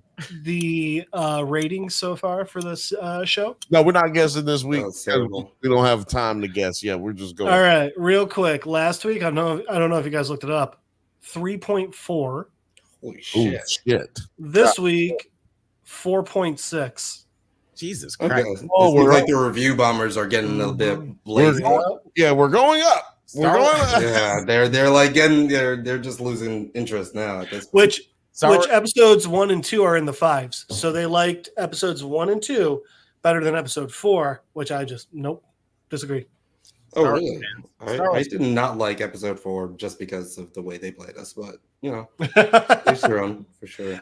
left me excited, wanting more. It's the Oh, endings. so- The show does not have good endings, but that's because this show is made for an entire drop, like all the episodes being dropped at once. This show is not made for episodic type shit. Which is, I'll say that this is interesting because Terry did X-Men in one go. I think this is the show to do in one go. One go, yeah. Whereas I think X-Men was actually really well paced for Yeah. watching it throughout. X-Men made me feel like a kid again. So Yeah, pacing is really tough, and I honestly want to use that as a good transition to our next show because Eric Kripke, showrunner for Supernatural, said about a year and a half ago that all these streaming shows are paced terribly because nobody really knows how to make a narrative for a TV show. Like they don't know how to make things episodic. It's because they don't They- have they- show. you're right. You're right. Because they want to make a long like a 6-hour movie, but that's not how TV shows work. They don't And I have think that's one of the reasons why our next topic, The Boys, works so incredibly well because Eric Kripke knows how to balance out these episodes, make you interested in every single episode, and also make you invested in what is going to happen throughout the rest of the season. And you know, The Boys season 4, like it continues to impress. We're gonna go through like storyline just to make things a little bit simpler. Let's start with the Homelander story. Before we do, Alex, I'd say I wonder if that's also because the source material, comic books know how to get you in quick, give you some good action, and leave you on a high note that you want to come back for more as well. Yeah. Well, I mean comic every books issue are does also that. like an endless cliffhanger unless Yeah. it, like until the end of that, author's run. So we kind of like can understand that a little bit more. I think it's a hard comparison between comic books and TV shows. Agreed. I will say this: that if you could pull up the last comment there, are you just figuring this out now? Guess who just got I think they did a good job of showing us We have that. to read this comments because we have This episode grossed me out a bit. do have- Homelander is a psycho. posted on the podcast, right? Yeah. So we do have listeners, so we do have to read the comments. Go ahead and read that out. So Marcus says, "Oh, sorry, Alex, go ahead." The fifth Bantha says the episode grossed me out a bit. Homelander is a psycho. Those are both things that you should have figured out from the very first episode. Yep. But still love you, Morgan. I want to hug you all over your face. Film Age says this episode won him an Emmy. I think so too. I'm assuming he's talking about Homelander, yeah. Starr, Anthony Homelander. Starr. First off, Anthony Starr, great American accent. He's an Aussie. He's an Aussie who's I'm sorry. Somebody's been knocking on the door. His producer team. Okay, don't do that, Terry. Please don't fucking do that, dude. Don't do that, Terry. No, he said You already know. Don't do that. God Oh, damn man. you. God damn you. Oh You man, know Chelsea will find you. If Chelsea's listening right now, she will fucking find you. is he? Oh man, Is he a variant? Is he a clone? Is he a troll? Who knows? It's producer. I think it's the latter. Producer. T, Welcome to the show, bro. Yeah, you don't want nobody to see you in that hat. Ain't let nobody see me wearing a red hat.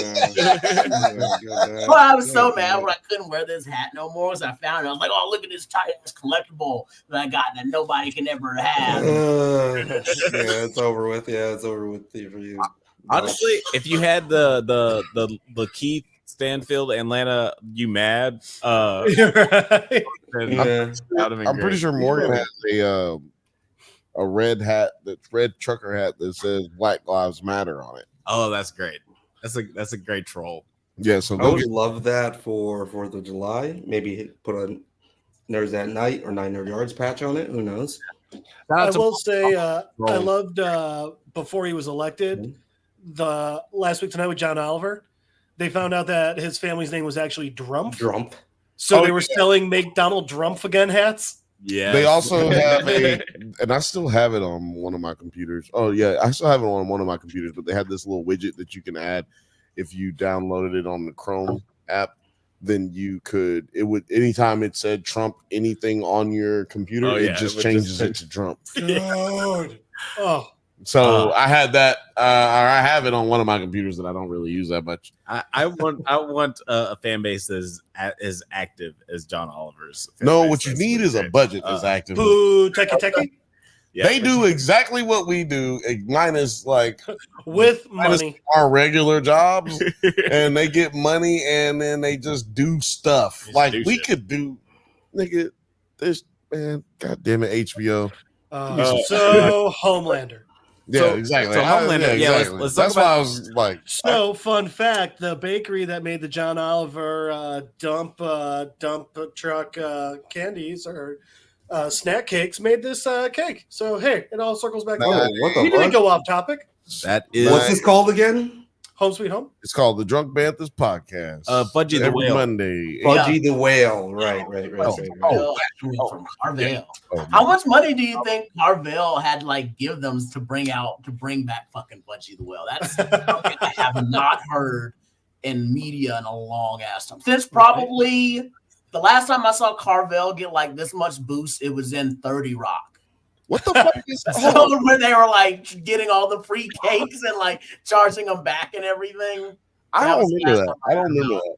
Shout out, put it in the comments. Put it in the comments if you know what the fuck everybody's talking about. Yeah. Go ahead. But yeah, let's talk about this scene or this storyline with Homelander. Thank you.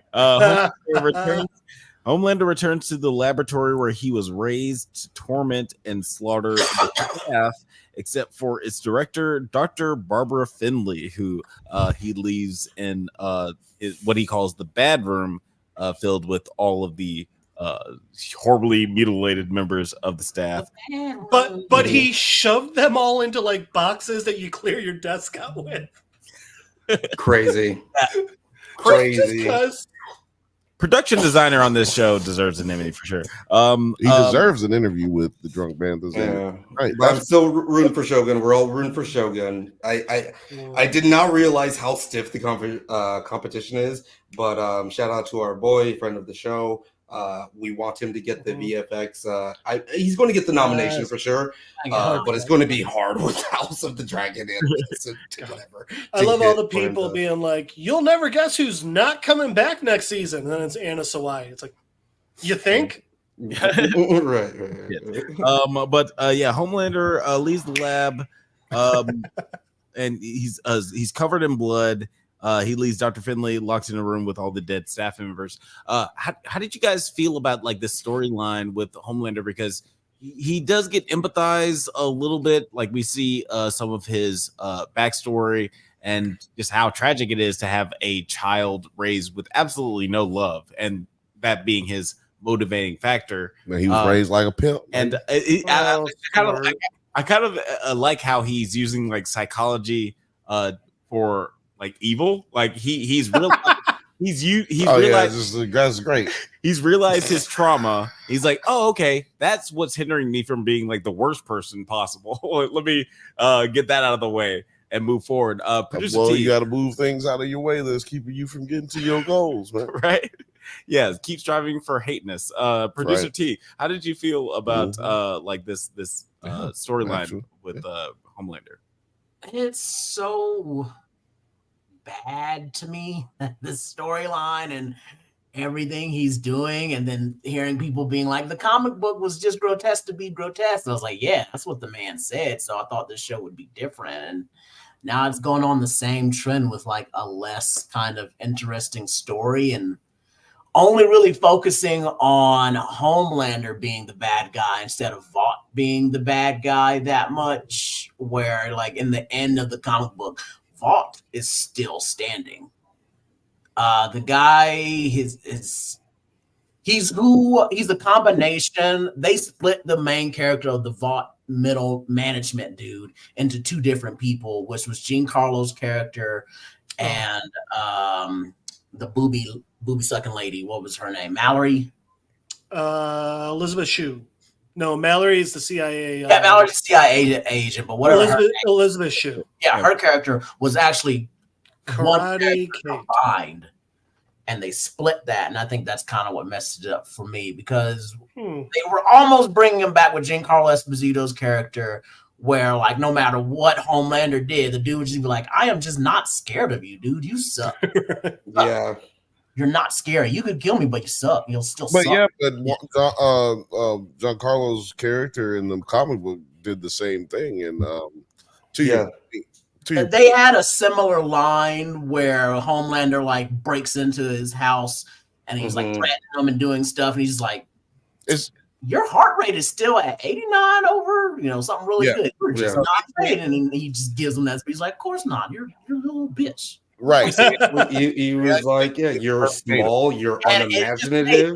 His character way more scarier because he's just like, this dude's the real menace. This dude's the real villain. Look at him, not blinking. He don't give a shit. That's a boss right there. And to your point, I would have liked the storyline more if Giancarlo would come back soon. So I would like that. Maybe the character of Edgar comes back. They didn't kill him. They left him open. Right. I don't think just like they're kind of almost making Homelander a little too powerful for me, and a little too, I'm not really feeling it.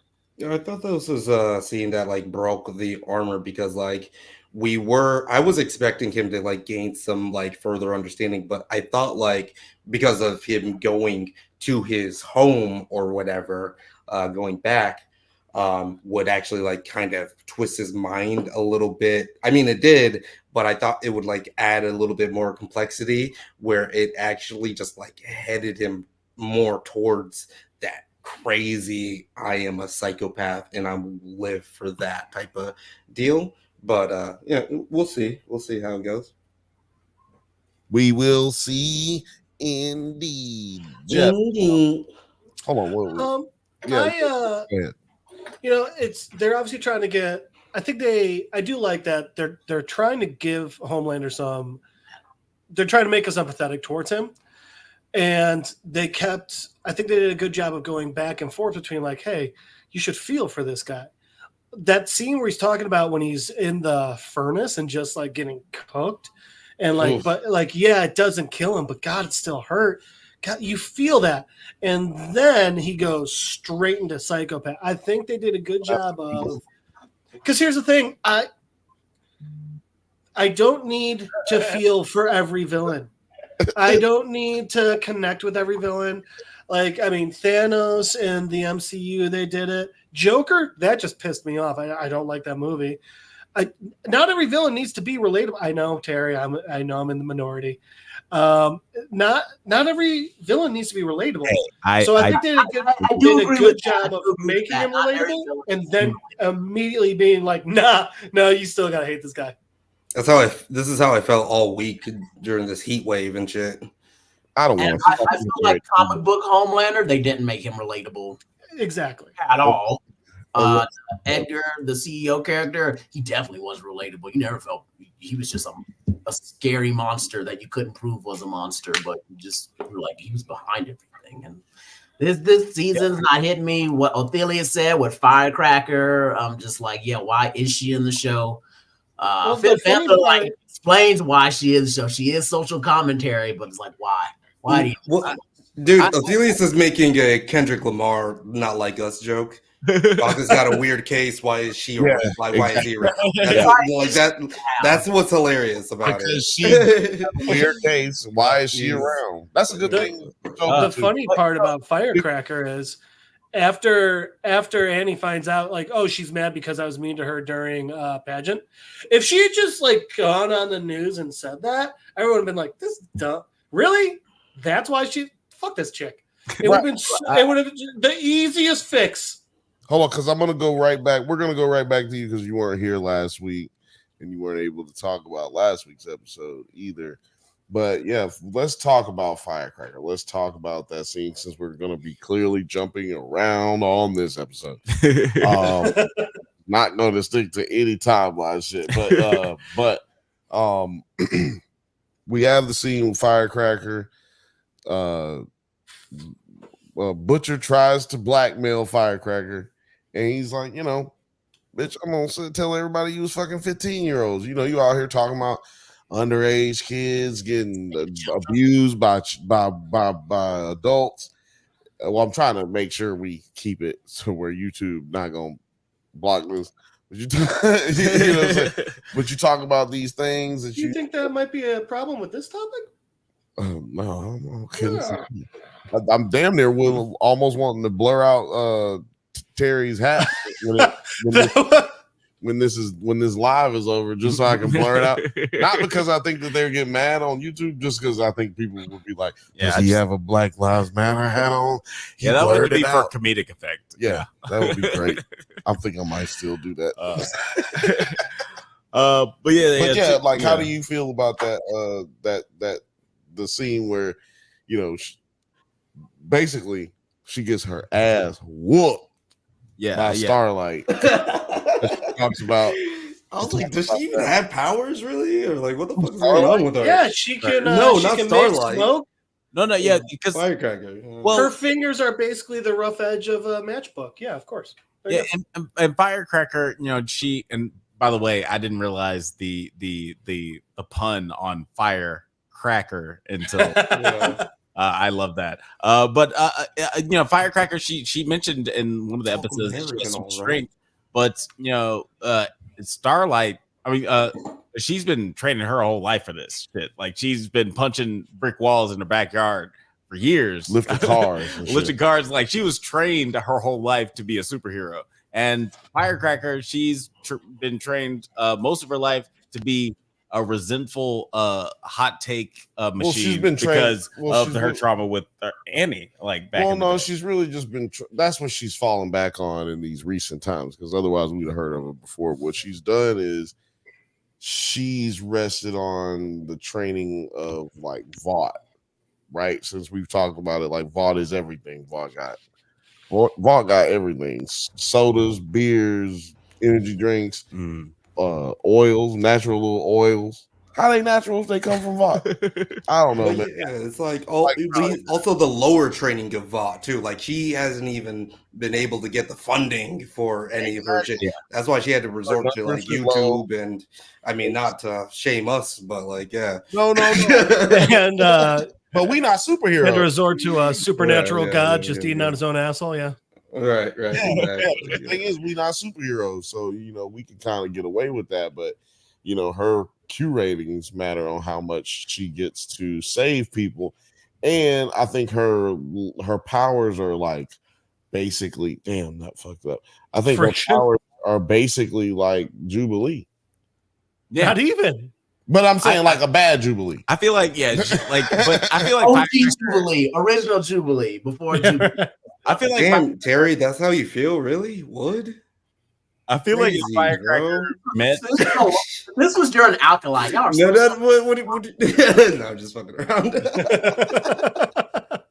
I feel like if Firecracker met Professor Xavier, she would have been able to like reach her potential a little bit more. She would have been able to do just a little bit more than just making some sparks in her hands. But let's talk about we had the whole situation where Annie fought Firecracker on live television and just completely lost her Christian base.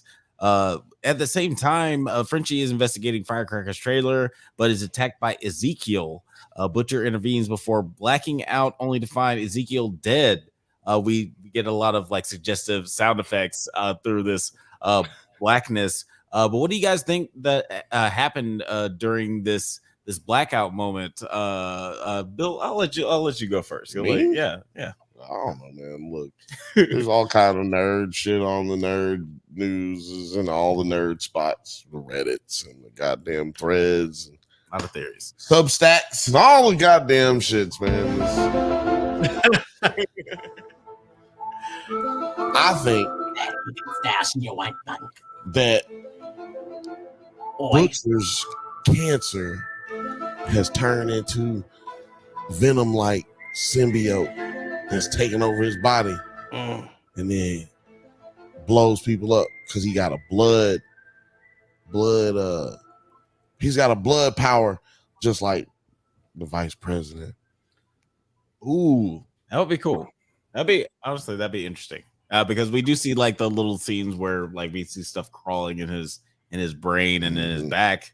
And Homelander even saw it. Yeah. No. Homelander saw the mass in his brain. Which is what Homelander didn't but see. he did say, he said swirling around. He said a black like a tumor wouldn't be swirling around. That's kind of what That's a gave good it. I was point. like, Hold on. that's what made me Okay. question it. Well, that's what I'm saying is that I think that the tumor itself, after he took the V, and we now found out that Just he gets bored and like travels. Like, hey, let's see what's going on in the foot today. The tumor is infected with B. No. Oh, I think shit. that- So I does think- that mean Hold on, let me finish. Hold on. I'm saying I think that the tumor, after he took the V, then became sentient in some kind of way, and now it's moving through his body like venom or something. You know, some shit like that. That would be crazy. Like that'd be an interesting way to integrate like like a Spider-Man type theme into the show, because I did hear them mention a character called Web Weaver who seems they like actually a did Spider-Man mention that. I forgot. type character. So we might get like a Venom Spider-Man fight somewhere in this season. That'd be kind of interesting. do you guys think that Homelander knows? Because like we know he gave the V to what's her face? Newman's daughter. Yeah. And she's got the fucking like Face. alien shit so that kind of reminds me of like this shit that's slithering around. I agree with Bill. I think that the temp V plus the V creates something brand new that they don't know about yet. So I think that she just got, a fun little let's have intestinal worms that are real bad. Whereas Butcher's got, I don't even know what yet. Yeah, I feel like her power, Olivia, her power stems from her mother's. Like, she doesn't, we can't really, of course, the tentacles and the crazy, but she does suck the faces off of people. Like, she doesn't just eat, she doesn't just like rip their faces apart. She's literally sucking their blood like a vampire. So I think that that's the reason her power is the way it is. And I just think like, Venom eats brains. So how would you turn like put that into this as an adaptation to something that's similar? I think that would be like, oh, he's got a little bit of a blood power because he exploded long arm Christian. Could have been he tore him apart. We don't know. We don't actually know. It could have been I'm leaning now towards the fact that like that parasite protected the host, right? Yeah, right. And so like he has no idea, and it may be Let's read like these. that. Let's read this comment. These comments right quick. Okay. Let's read this comment. Fifth Bantha said, "I think Bill is right. It definitely helped him liquefy that guy when he was getting choked. It clearly values self-preservation." He also said that also Butcher didn't get powers the last time he used it. The tumor did. By the way, if we're gonna keep this show going, we're definitely gonna have to get an Arnold Schwarzenegger. It's not a tumor drop. It's not a tumor. Yeah, you know what? And just say real quick, there was the Boys Diabolical episode where he fucking diabolical. Where someone tried to give compound V to a dying relative, and their cancer metastasized, and became a living thing and basically turned into a venom type creature. So that might happen. Kind of a Deadpool situation. The reason they can't give Deadpool's healing powers to anybody else is because while the reason Deadpool looks so fucked up is because while he's healing, his cancer's healing. So it's in an overdrive healing state because it's still it's a whole battle. He can't never. Yeah. And he can't like just give his organs out to people or whatever because they'll just instantly just fuck them up. Although in one issue he fed Archangel slices of his arm. Well, that's more intimate than it was anything, dangerous, or it's not, malicious or anything. It's just they were having. So Homelander blows guys up. Yes. Sorry, Butcher blows guys up. Yeah. Butcher, yeah. How did you guys feel about the whole because there's these two plot lines, Kimiko and Frenchie, right? They're kind of like split this season. How are you guys feeling about their storylines? I hate it. I like Frenchies. I don't like Frenchies at all. I like Frenchies. Why don't you like Frenchie? Once again, comic book purists, I'm hating the divulging of just giving them. I get it, or they're part of this is an ensemble cast. You can't really just focus on several characters when you have all this many. You need to give them a backstory. You need to give them a purpose. You need to give them something to do. But I just don't like their purpose and what they want them to do. It just seems like you are just writing these characters just because you want them to be this way. You're not really giving him a backstory of what he's doing. You're just slopping some mess together just because it's Pride Month or something. I don't know what they're doing. And I don't like the whole will they, won't they thing that they keep trying to push with Frenchie and the female. And I'm not liking that when their whole relationship was like a surrogate father-daughter type thing. And there was never really any sexual attraction to it. That's funny to me just because the comic books kind of suck after. I don't think so. People they suck, but you read the whole thing all over 100 issues and they suck. No, you didn't. It didn't suck. It was just I'm just kind of like it was just I'm not lying. I'm not lying about it. It's just not very interesting. It just became very monotonous to me. It didn't. She was amazing. You're a lying liar who lies, Nine. Yeah, exactly. It's funny that you say that there's a will they or won't they kind of thing in the show, because I feel like they keep making points to say that there's not going to be a romantic relationship. They're going to be more of a platonic relationship. But Jeff, it seems like you wanted to say something. I was going to say, wow, that was perfect timing for that, huh? Damn. I was going to say that. So with the Kimiko and Frenchie thing, I feel like it was always implied that Frenchie saw her, at least in the show. I'm saying that Frenchie saw her in a romantic way, and she never reciprocated. There was a point where it even felt like she was trying, but to make herself feel that way, couldn't get herself there. And they even come out and say it. Have her come out and say it. It weirds me out too. She's wasn't, you couldn't even tell that she was kind of all there, really. She couldn't talk. She needed a lot of help to adjust. Yeah. And him taking advantage is weird. It rubs me the wrong way. He's a pretty fucked up, damaged guy. Yeah. You know what they say? Hurt people want to fuck hurt people. It's just, it weirds me. I don't know. I just feel like even in season 3, they made this point where Kimiko and Frenchie were we love each other, but we're like brother and sister. And that's just all it is. It was established last season for sure. It will they or won't they is over now. Blah, blah, blah, blah, blah. But they even said it earlier. She brought it up in what was it, episode 2? I think. Talking about, I will never get with you. I had sex with some random dude. Go get over it. They still penis in vagina. But she was also lying about having sex with somebody. Well, I know that to make them get over it, but they still I felt like that was for the audience who feels like that that there's still going to be something in between them. But they already established very quickly in the last season that's not going to be a thing. Speak your mind, bro. I'm just telling you, man.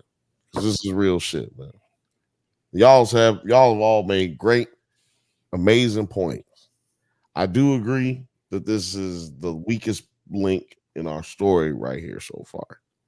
But I want to point out, if you can get this, I mean, this broad has nothing to do with what I'm talking about, but I just want to point out that this storyline between Colin, y'all moving all around all these stories, and y'all ain't gonna bring up the elephant in the room, man. The thing that's really wrong, and I hate to say it, because I don't mind this type of shit in my TV shows, but the thing that's wrong is this relationship between Frenchie and Colin.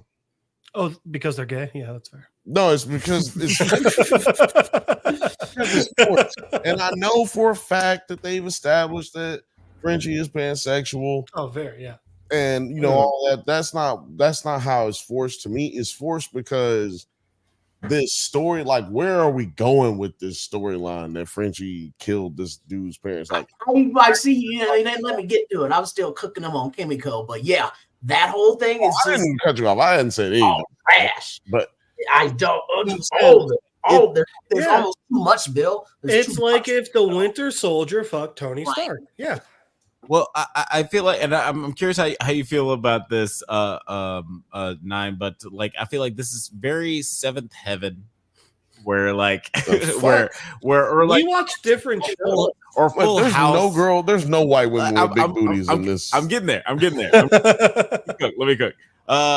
Where like, you know, we have like a whole bunch of like different storylines that are going on, but they all have like the same central theme. And it seems like the central theme of this episode is like past mistakes coming to roost, like in the present. And it's the central theme of the whole season. And so like, I feel like, I feel like that's just like a lot of these characters are dealing with the same thing, like with Kimiko with her surrogate sister, Frenchie with this relationship, Homelander, Butcher, like all these people are just like Annie going, Annie especially, like, you know, like feels like they don't know what to do with her anymore. Well, they don't. I don't know. I feel like almost all the characters, like what Othelius, this next comment, let's bring that up right here. I like them, but they just feel rushed. No. Two more up.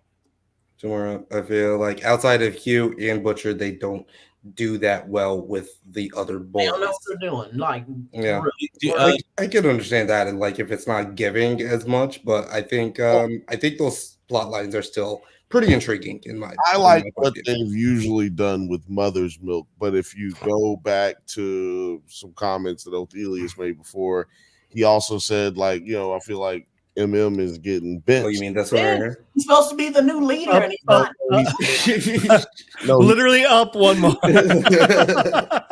He said that he feels like MM has been benched low key, and high key he is. Yeah, no, I don't feel like it's a high key. I think it is low key because I think they were trying to hide his weight loss because people are just freaking out about it.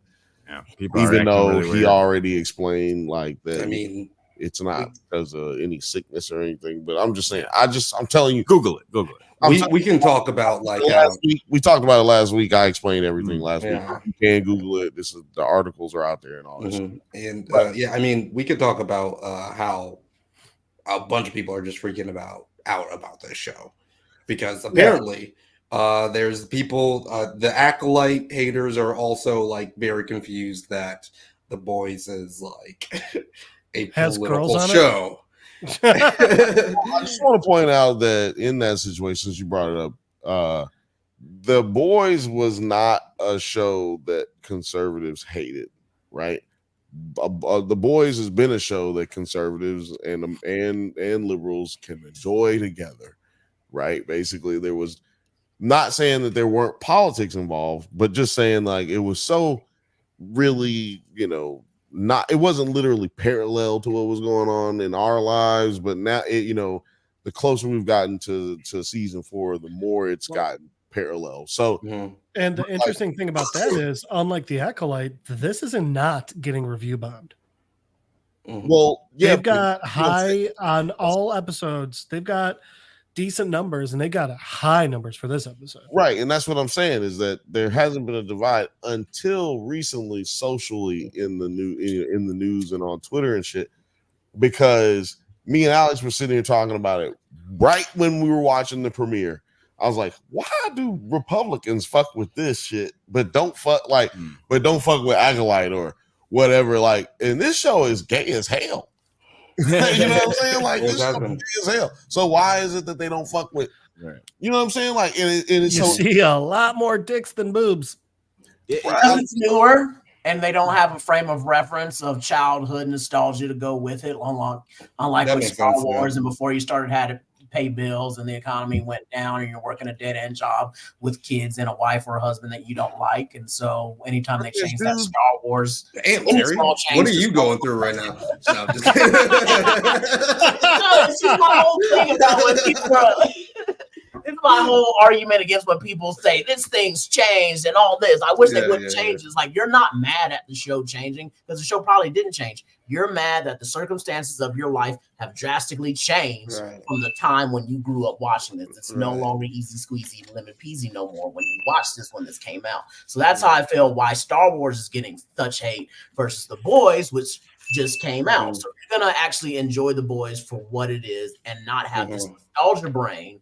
I remember Star Wars. That's when my mommy and daddy were still good to each other. And had this drama. You didn't see that coming?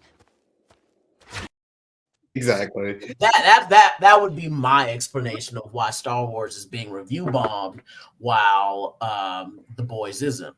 Yeah. Why you boring me? I'm right. Yeah, that is a very interesting point because like it honestly didn't get anywhere near as much as vitriol as a lot of Star Wars shows did until this season came about.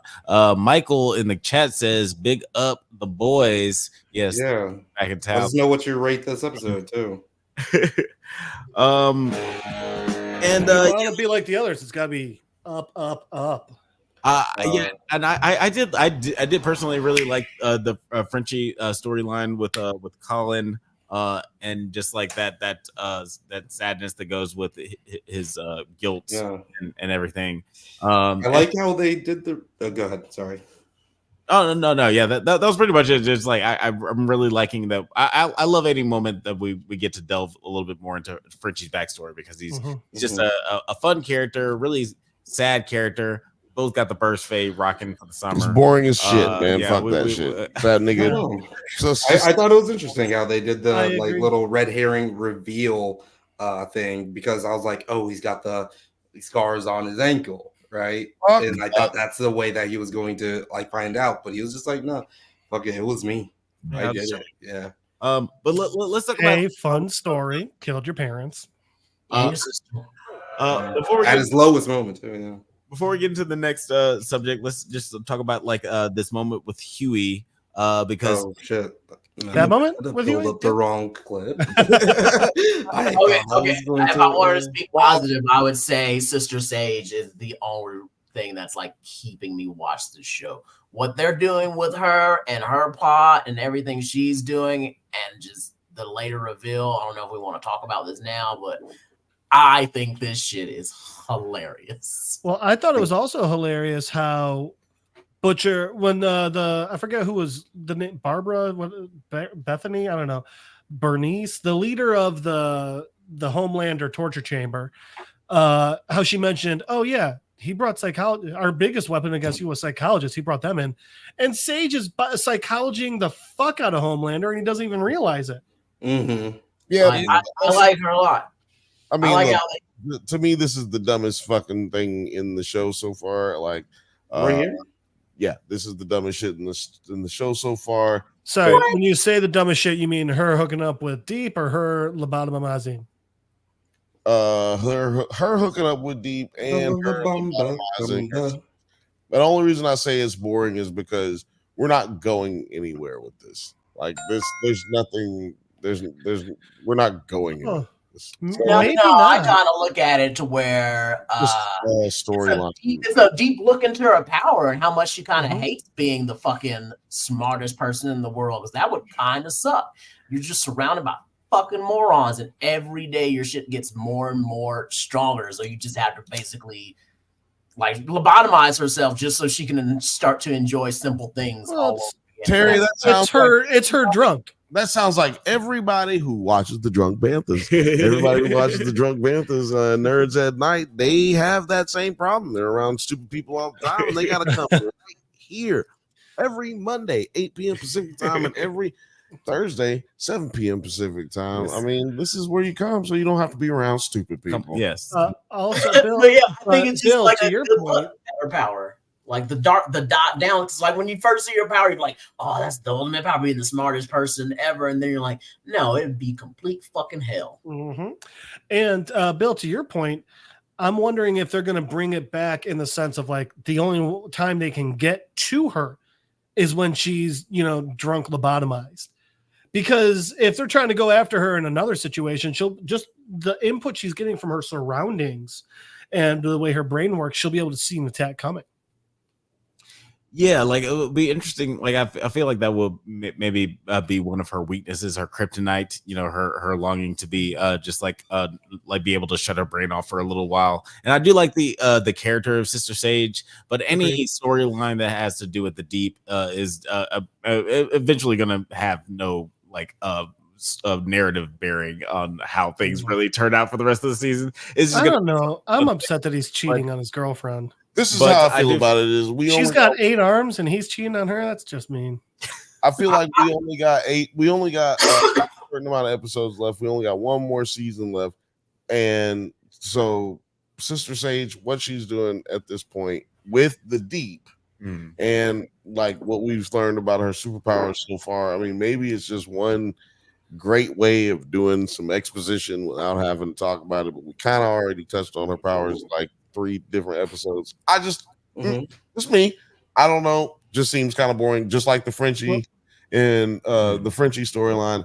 I feel like it's kind of not done well. Let me ask you guys this. Hold on. Anything else that we got to say about the boys? We'll probably have to say on. Okay, we're gonna have to save it. You said, yeah. We'll probably have to save it for next week or Thursday on the Bantha Bunch because we do have to move on before we move on. Yeah. Before we move on to our last subject, which I'm sure is gonna. Can we just talk about the next comment real quick? We'll get to the next comment in just a second. Frothy, well done. That was clever. it was really hard. It is really hard, being the smartest person alive. We got the view, the listening audience. That's why I said it is. She says it is really hard in reference to being the smartest person alive. Yeah. But I was saying we're gonna get to the comments later. Yeah. That's what I was saying.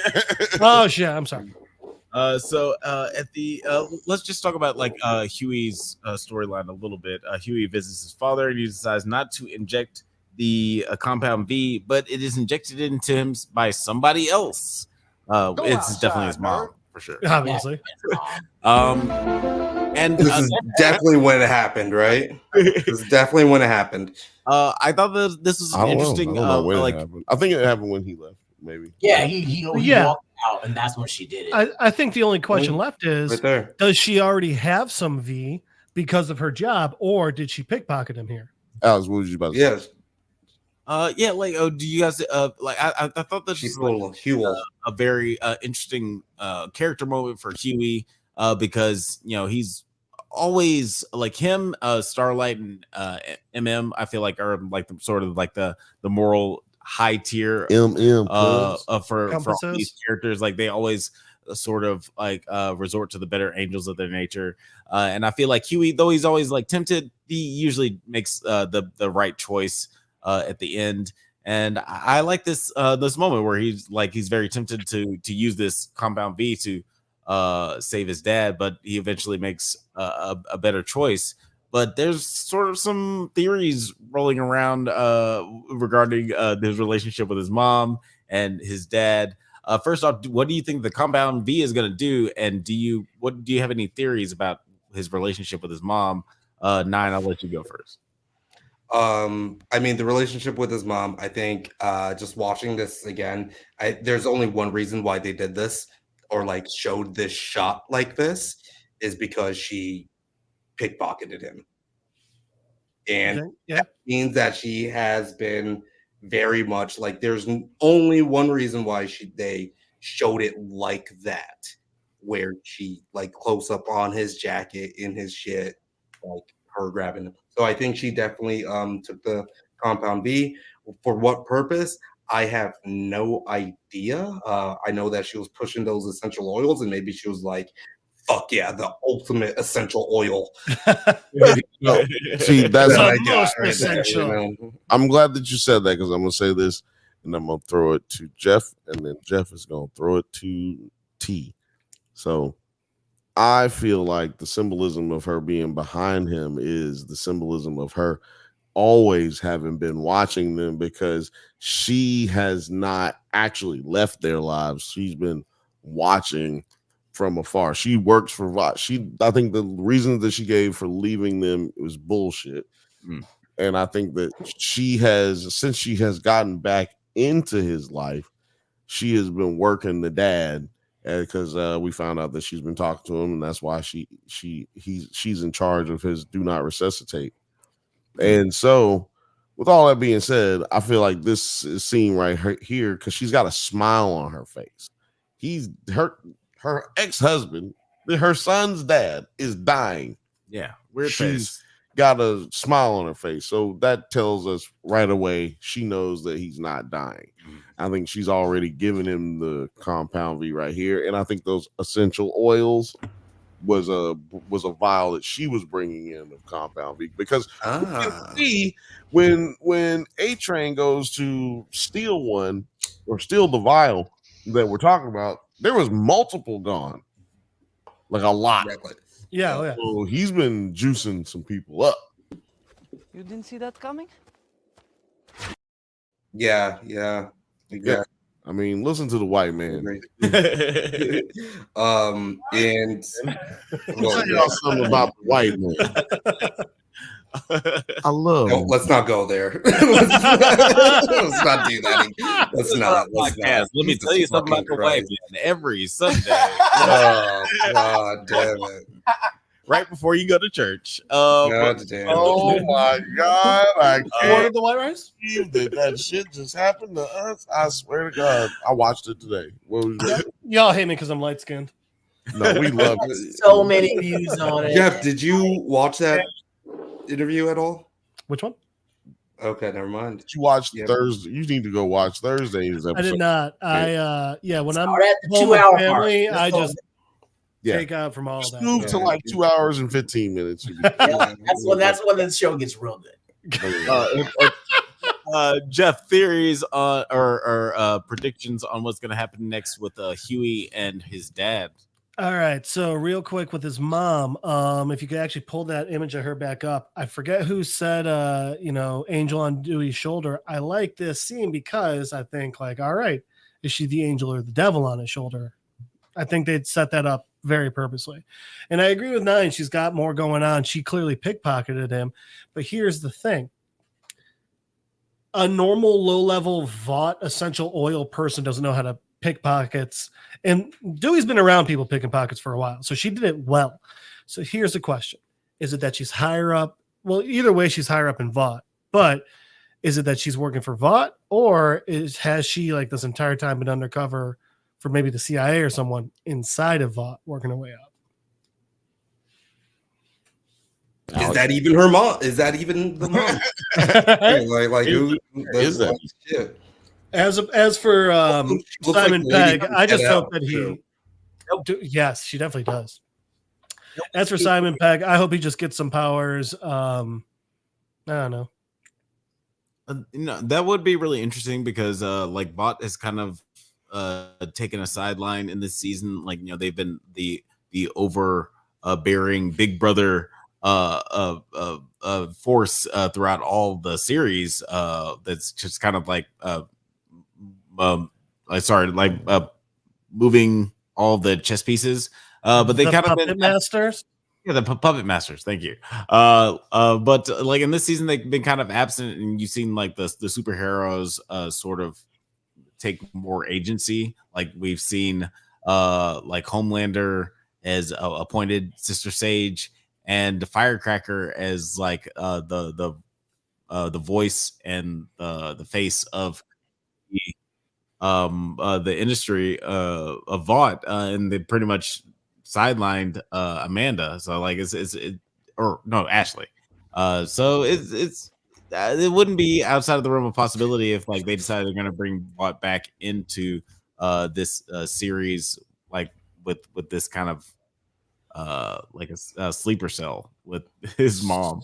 So many shots in that last sentence. Othelius, yeah, I don't think you were there for the last week's episode, but you need to watch it. And then we gave you so many memes to make. Like, it's insane. Watch it from the we just gonna rock out. 2:15. I'm almost done. The evidence of this is South Africa and many other African nation states, even in America. When the whites left Detroit, when the whites left Jackson, Mississippi, the niggas can't or could not keep the city going. Same thing with East Cleveland, Ohio. No, I need the part with that's the mayor of East Cleveland, Ohio. We'll do that later. Y'all just stick around. We'll give you a little bit more taste, but that's a little taste of the Bantha Bunch. Just a little commercial for the Bantha Bunch every Thursday, 7 p.m. Alex, let's keep I said that I wanted to talk to him. Like,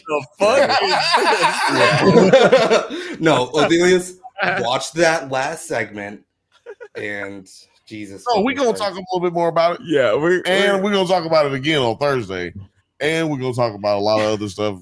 Bro, Thursday gonna be lit. Goddamn Thursday. My God! But guys, let us know what you think is going to happen throughout the rest of the series of the boys. We got we a promise. lot of show going. We promise. As soon as That looks so confused. We're gonna have. As soon as we get. Man, y'all just skip me, so I can't give my opinion. Oh, right. Y'all see how it is. Are we supposed to throw it down to Terry? This is why I don't like working with black people. This is why you don't fucking wear that hat on. I saw that last clip. I was like, "Can we?" All right, it was because you had that hat on. Alex started thinking, "Oh shit, this is the same nigga." Let's know. Like, what do you think of this last scene with Huey? I'm enjoying them bringing back the mom out of nowhere. I like her character so far. I agree with you, Jeff, kind of about that she may be a CIA operative who was at Vaught, and I don't think she's like with Vaught. I definitely think she might be CIA.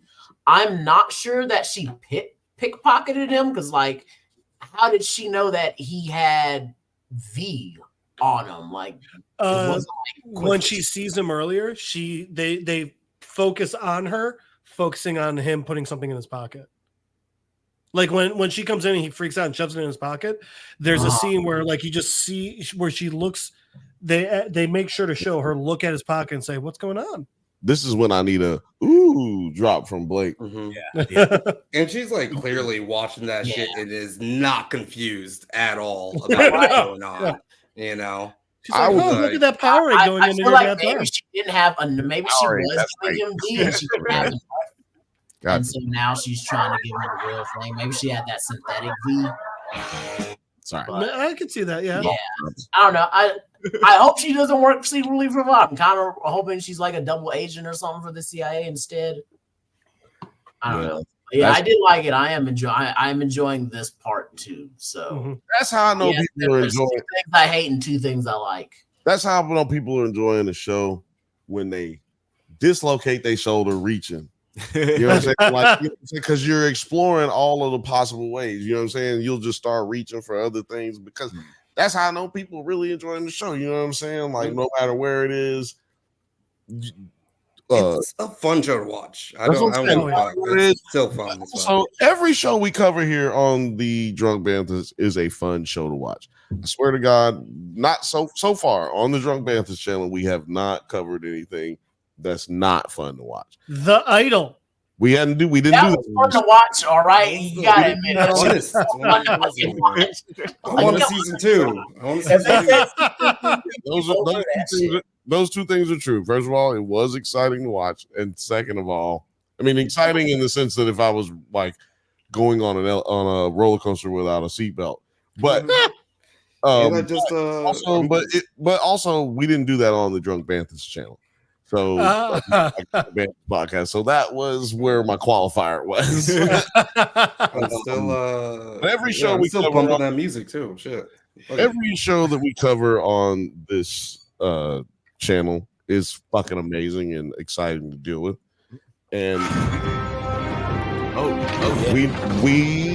it just keeps fucking going, man. We not done. Ladies and gentlemen, it's time for the main event. We are talking about some hot D. Hot D, baby. Hot D. Hot D. It's kind of the perfect acronym for this show. It's a lot of hot D. It's a pretty horny show. This is how I'm getting around the copyright. Hot D.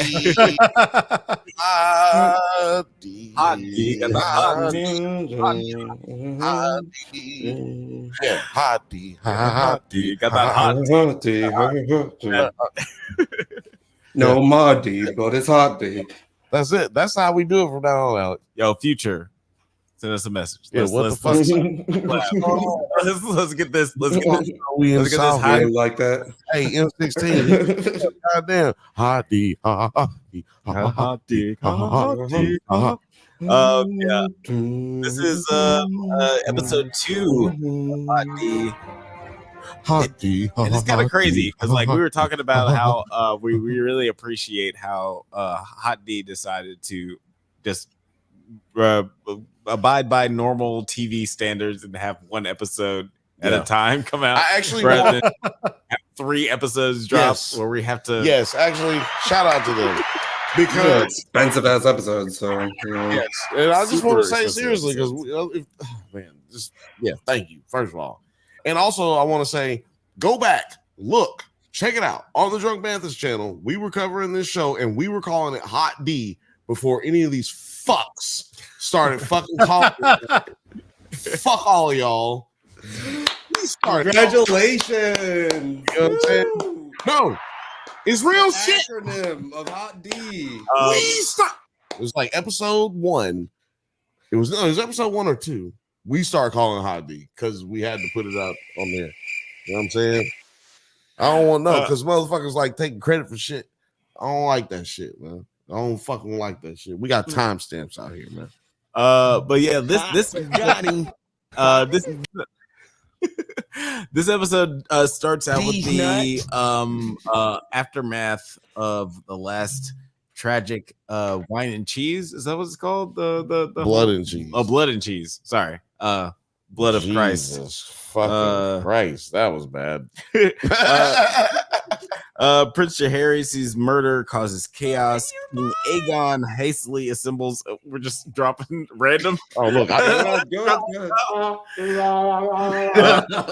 King Aegon hastily assembles his small council while wanting revenge on Rhaenyra.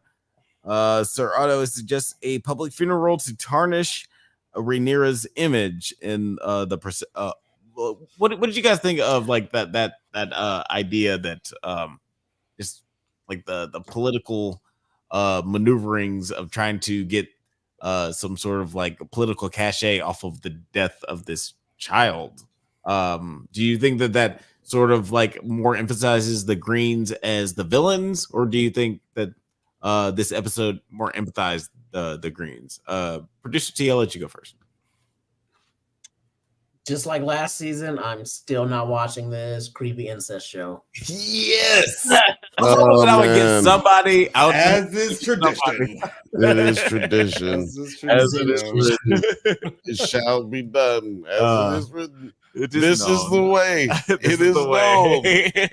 That shit. And I'm with Ophelia, so I will see you guys later since it is late. I'm tired. T-pins. Go ahead and show it. Appreciate you. We really appreciate you coming through, bro. Have a good night. I will see y'all Thursday. Peace. Yeah, see you Thursday, man. That was a great outro for T-pins. You can find him in the description. Like if you look in the video description, you can find all of his social media tags. Nine, what did you think of this episode? No, I actually like this episode a lot better than the premiere, to be honest, which I was not expecting to happen.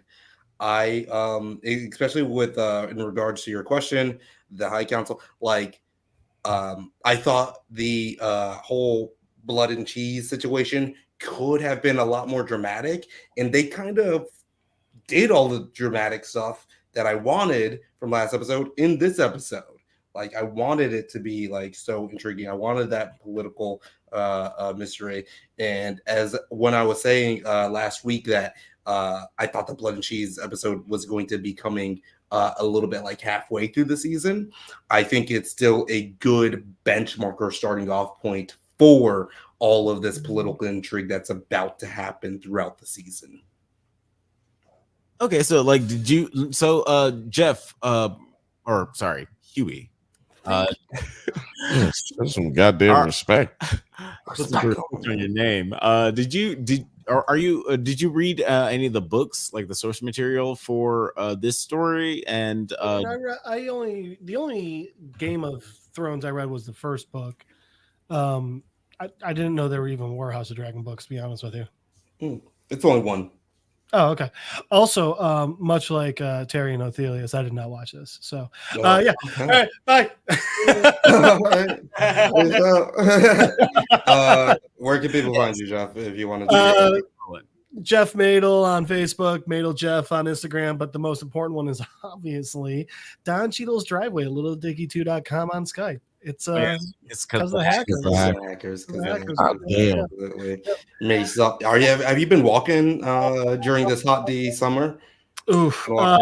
So I did. I took a week off when I was back in Illinois visiting family, just because I'm always around. Visiting family is already, you're trying to punch all that time in. But yeah, went for a walk today. That was fun.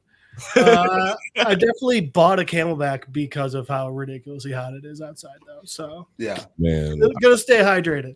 I don't know what no Camelback is. It's like it's like 3 liters of water in a backpack that has a straw that goes right to your mouth. Put it on a poll. What do you think a Camelback? Gotta go to her. And wrong answers only. I think a Camelback is something that it's like a drink. It sounds like a drink to me. Like a liquor drink. Right. So I'll see you guys next Monday, and I will have caught up on House of Dragon by then. Thanks. Later, Huey. I do think that a Camelback is a drink. I think it may be a shot that you take somewhere. I mean, like a 4 wise men or wise men, you know what I'm saying? Redheaded snapper. Yeah. Let's get into the nitty gritty of this episode. If I can find my notes. Oh, I got you.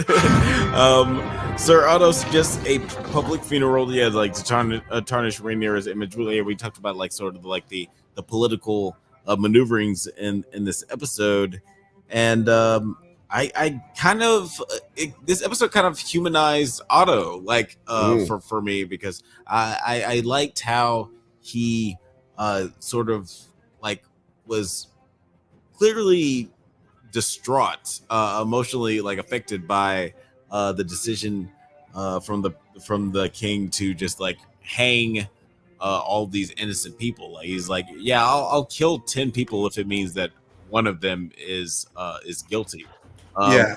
What did you guys think of just like the scene? They killed like 100 rat catchers, son. Yeah, he's just like, let's kill all the rat catchers. You know what was crazy to me about him killing all them rat catchers for real? Oh, dude. Those is actually hilarious. A Camelback is when you owe someone a cigarette. That's good. That's witty. I like that. You might actually be onto something. I think I might be Camelback. Like that's nice. I still think it's a shot. I'm trying to figure out what is in the shot, but it does involve camel spit. I know that much. But which is crazy shot. That's one of them white boy shots for sure. What was I about to say? What was the question? What are we talking about? No. Yeah, what were you about to say? What did you just say? Right there at the last second. I was talking about I don't know. No, it doesn't matter. Anyway, because I know what I was about to say. I was about to say Otto in this episode, you're very right. We see a different side of him, and we see a like turning point for him in the storyline. Like Otto has not only called out his grandson for being an idiot, you know what I mean, because of the way he's acting, because of the things he's trying to do, but he's also seen the error of his ways. In this episode, Otto is faced with the facts in real time. Like, holy shit. The king that I thought was a bitch ass nigga, he actually turns out to have been a just, strong, truly wise king. Where I saw him as a fool because he wouldn't spill blood and assert dominance, he still was able to manage to keep a realm together in spite of all of this bullshit that's constantly going on. You don't know you got a good king until somebody dies, until he dies, and then you see how everybody else acts without him there. Right. Yeah. So, which is what we get in Shogun as well. Yeah, and so you're saying that like he was, because we already had the first season where Otto was like obviously set up as being a villainous character. You feel like, you know, this is he set all this up. Yeah, so this is the king being wise and just like knowing that, okay, I need to take you outside of my circle and no, have better counsel. Aegon being wise? Yeah. No. Oh, sorry. Being stupid. I'm saying Hightower is being smart. Oh, okay. But he's now in regret of what he has done before. He set all of this a path. I'm talking like them now. Goddamn. He set all of this a path. And now he has come to bear fruit from his rotten trees. You know what I'm saying? Because he planted all these seeds. You know what I'm saying? Like Aegon was like, I'm the king. My dad made me the king. He's like, nigga, please. Your daddy ain't make you nothing. Nigga, please. That's what he hit him with. You know, white folks can't say nigga, please on TV, just so y'all know around the world, wherever y'all watching in the past, whatever. White folks can't say nigga, please. And so that's what he said. That with his eyes, he said, nigga, please. You gave him that face. When you give him that face, hold on, I'm gonna give it to y'all right now. When you give that face right there, that's a nigga, please. So yeah, man, I this is the moment where he is so fed up with everything. He basically wanted to. That's the face right there. Is that what you think? Yeah. Is that what you think? Like, oh, you really thought that you were passed down on this shit. Exactly. You really thought that this whole time. You idiot. And that's what I'm saying. Nigga, please. So I think, but also in this situation, he has learned, he has dealt with so much, he's just like, fuck it, man. I'm out. Because to the point where Alicent tells him, I have sinned. I have sinned. I have sinned. He's like, bitch, don't tell me not a goddamn thing. Hey, Alex. He was like, I don't care to know. Cut that bitch off. Let's call her. That's what he told his daughter, son. He fucking he did it, man. Cut that bitch off. He was not trying to hear that shit. And it was an interesting scene where like Michael said in the chat, Otto is the instigator of this whole mess, and now he does not want war. I'm confused. Yeah, I mean, like he's definitely instigated a lot of things, and he's definitely not been I guess you call it a passive observer throughout this whole thing. He's definitely been trying to manipulate a lot of people throughout the series. But this does seem to be like his breaking point in rationality. There's a lot of crazy people in power at this moment, and it feels like at this moment with Christian and the king, you just can't take the decisions that are being made, and he just kind of up and quits. Now, do you guys feel like what do you guys feel is going to happen next in the series with these two people who are kind of not the best rulers controlling the realm moving forward? Nine. How do you feel? Well, how do you? Because we haven't asked him about Hightower yet either. I mean, he hadn't spoken on that either. But yeah, both two-part question. Otto Hightower, how do you feel about that? And yeah, how do you feel about these people succeeding him in power? Yeah, it's really interesting because I think that like he definitely kind of like saw the underlinings of this coming.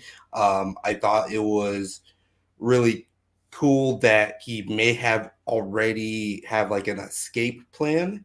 I don't think that he's going to like completely turn heel against the Hightowers, but he is still looking to get some type of control and to solidify his legacy and try to guide that. So in the next realm of the story, that's like hard to distinguish because again, like I was not expecting, this whole thing to like be jumping off from this point, and it's going to be definitely a lot more succinct. We're not going to get like the time skips that we got from last season. Yeah. Damn. No, we're in it. Ain't no time. Yeah, we're completely in the dance of you're not dragons, a book reader, right? You're not you haven't. No, read. I have listened to it. Okay, I'm just trying to clarify for our listeners. I have listened to it, but again, like it's still hazy. Like I was listening to that shit to fall asleep. So at this moment, I don't know if it like still, I think Alex used the term like humanizes his character. Fuck no. Nah, it does not humanize him. I think he's just about to go lower and like steep down a bit. And it's definitely intriguing as hell, but I'm more actually interested in I'm gonna let him sit. I'm gonna bench him in my like roster for a little bit, but I am more intrigued with the other goings on in the realm. Yeah, well, that's interesting that you said that because he's getting sent to meet with the Tullys who live in Hightower, like wherever Hightower is. Mm-hmm. Like, so because he suggested he go see their other son or her other son that is down there. I think his name's Darwin. Darwin. Anyway, so yeah, he down there in the high towers. They got high towers. Yeah. It's very descriptive. Very very creative. It's got the double up cups. Right. He's gonna be sipping lean for the next couple of episodes. Trying to formulate the plot. Might drop a little mixtape or something. I don't know. Yeah. Check it. Y'all He's gonna be writing. He's gonna be writing to a lot of different houses. Y'all wait for that. Y'all wait for that. But HOTD.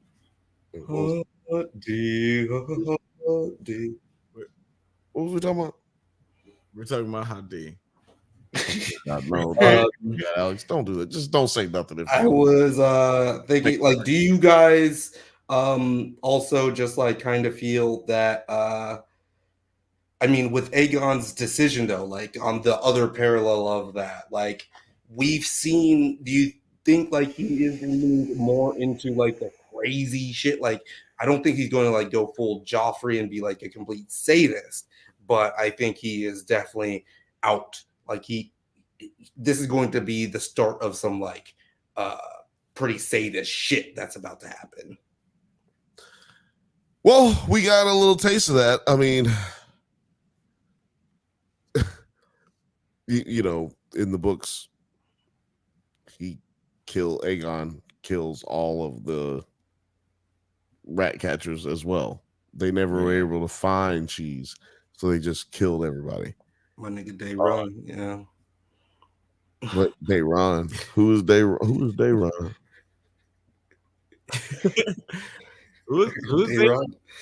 Did I say you that? don't know Dayron? I probably said that. He from Flea Bottom, bro. You don't know Dayron from Flea Bottom? Dayron and Dayron. Because everybody knows. Everybody knows. Dayron, man. My favorite. Fuck y'all talking about. Everybody know Dayron. Dayron owed me my top 5, bro.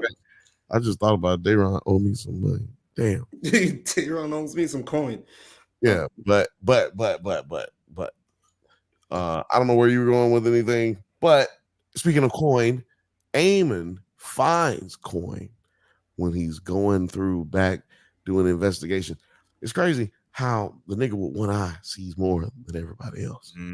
Ooh, you like that shit, nigga? I wrote it down earlier, so I was make sure I didn't forget because it was whole shit. Even though it didn't fit what we was talking about. Forgot about his third eye. In there. But no, seriously though, because truthfully and honestly, they came there to kill him, and no one actually puts an emphasis on that ever. Not that an emphasis needs to be put on it, but like no one even brings it up or considers it because a child was killed, right? Eamon's nephew, the king's son. So that is the heir to the throne. Like that's more important than a nigga who didn't die. But for Eamon, it's not. You know what I'm saying? So we see him going through some crazy, stressful shit where he ends up in the bed of his madam. Now, in the book, it was said that he basically, that was like his wife. She took his virginity at like 12 or 13 or something like that. Right. And like, that's who he really sought affection from and what do you call it? Advice, you know, pillow talking and all that shit. That's who built up his confidence. But my thing is, why that nigga need a sandwich? Whoever the actor is, like I thought he had more meat on his bones than with the how he look in his outfits and his clothes. We need to get that nigga so he look like one of these goddamn crackheads on Skid Row. It looked like he had full blown, full, you know what I'm talking about. He's like, you know what I'm talking about. Hey man, I don't want to say it on YouTube, man. But am I wrong though? Was he not looking like oddly malnourished? Yeah. You know what I'm saying? Yeah, for sure. I worry about a nigga, man. Get that nigga a sandwich, man. They be worried about the nigga who looks like he's in good shape and he lost a little weight and his skin tighter on his face with mother's milk. But we not worried about this nigga, man. This nigga looks sick and dead. That nigga look dead. Sorry, I don't know. I mean, maybe that's not important. I mean, but how do y'all feel about what they've revealed here so far as his relationship with this brothel maiden and the scene where he admits that he didn't, he feels really sad about killing Luke and he's dealing with these conflicts in his life. Alex, how do you feel about it? I feel like it's like definitely a humanizing moment for the word of the day is humanize. I feel like this was a humanizing moment for this character because he is seen as more like villainous, very polarizing character, but we see him in this moment where he just like really wants just like a maternal nurturing and like wants to have someone tell him that like, oh, it's okay, you're not that bad, like he just basically wants somebody to stroke him on the head and tell him everything's gonna be okay. It's very childlike moment for him. Amon looks like an anime character. Yeah, he definitely looks like he does. Yeah, he does. He's like, he's like one of the he's like he's definitely got some Super Saiyan vibes. If he was an anime character, his jewel would like shoot a beam at you. 9. How do you feel about that scene, man? Like, or our guy Eamon in general? Like, what we've seen so far in this series and this episode. Who is Aemon? He's the one who got cut. He's the one who got cut in the. Oh, okay. Yeah. I'm sorry. I will never remember these motherfuckers' names, bro. Names are I can't Ever. But I do like this goddamn shot. I had it pulled up earlier, but goddamn, they were cooking with some of these shots though. When he was holding the coin in front of his head, in front of his eye, I was like, God damn, good stuff, gentlemen. Yeah, shout out to the good show. Good show. I'm actually wondering, like, did they know or did they get the information out of him or out of the one assassin that they caught? I think it was Blood. Did Aemon know he was about to be assassinated, that it was actually an assassination attempt on him? No, they got that information because the first dude, Blood, he confessed everything. So, that motherfucker came in and said everything. Well, that's a good little segue. When Lars came in with the little torture kit, said, let me get my tools out real quick. Nick said, I'm gonna tell you something. Look, I came in, David Targaryen, he told me to do it. He gave me about $55,000 in cash. I shit myself. I 2 shits. I ate 6 biscuits that day. Also, my mama was sick. She threw up on my shoe, and I had to change shoes. Yeah, my young shoes would do it for a Louis belt, for real. On everything. Hey, I don't even want no Popeyes. It's okay. I'll tell you everything. Right. Yeah. He's sitting in there with the with the little Happy Meal and shit. That was a pretty funny scene, but he converted to Islam, right? He started speaking Dornish real quick. All of a sudden. I don't even drink alcohol. No, I'm joking. I was kind of expecting that scene to go a little bit further, at least like when he came into the room. But yeah, like it was this shit though. This shit was like the one I was just like, man, this motherfucker is so scandalous. With this dude, he was like, yo, where were you? This is kind of the thing I wanted to end on for this episode, like the Eric versus Arik storyline. So unfortunate. It's all set up because of this weird like power struggle, because like the both of these knights have like the same, I guess, like guilt about not being able to protect this child. No, they don't. I don't think this dude feels any guilt, to be honest. No, I think that they both feel guilt, but they don't have the same guilt. Well, this nigga wasn't there because he was not doing his duty. He was manning that booty. And this other guy wasn't there because he was actually doing his fucking job. Right. So I'm saying it's not the same weight. Not the same weight. Yeah, for sure. Like, they both. You're absolutely right about the guilt part. Kirstyn is definitely projecting his guilt because, like, one, like again, like you said, he was not he was not attending to his duties during this time. But also, totally. Rim shot. But also, he's a crazy person, so he's projecting his own insecurities onto this person he can just basically tell to do whatever he wants. Like, he's like, I can tell you to go kill the queen, and it's such an open secret too. Well, where it's like, and I like the idea that Rhaenyra's people are possibly listening, or like that people think, oh shit, Rhaenyra might be listening, because in this moment somebody dropped something. I love that because I was listening to it with the subtitles on. I was watching it with the subtitles on, and the way that right here, like you guys, and it felt like such a good foreshadowing moment. Like they really thought about like what they were going to be setting up. And now you must restore it. How am I to do that? Like that, motherfucker. How am I to do that? Like that, with that clanging and clashing of swords, bro. We're about to do it like that. He was probably like, actually, you know what? That's a good idea. Symbolically, it is interesting, but it is funny that they were like, "Oh, let's walk like 6 feet over this way so nobody can hear us." Like, there's no walls or anything. You can't hear me if you can't see me. It's like, why did y'all walk over there and just keep like talking angry about shit? talking at each other like, nigga, I can hear you.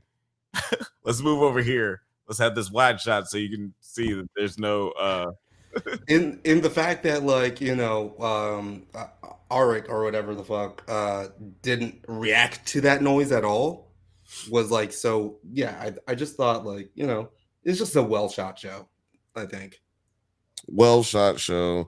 It shows the demeanor when you're talking about how one of them reacted, like Christian Cole, he like reacts, and then Eric's like, nah. Well, like, what do you like, nigga? Tell me what the fuck. I asked you a question. How the fuck am I supposed to do that? You trying to send me to my death, nigga? What's wrong with you?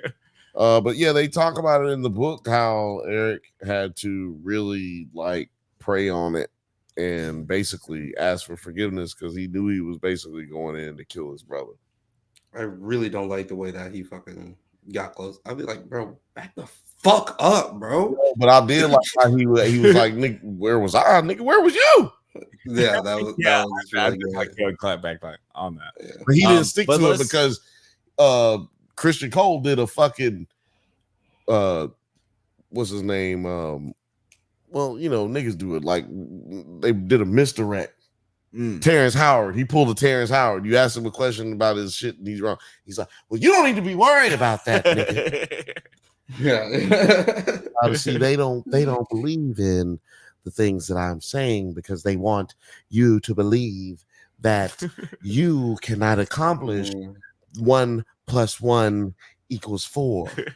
Yeah, right. I like how Christian was just like a straight up a sociopath, and like he's just like they're really diving into that as this season goes along, because like you saw him as like sort of an incel bitch ass nigga in the first season, and now he's like full on realizing the power of his position, along Alex, with that bitch assness. Yeah, he's like, Alex, I just don't understand why you don't understand. I have patents. Oh, right here. I got you. Yeah.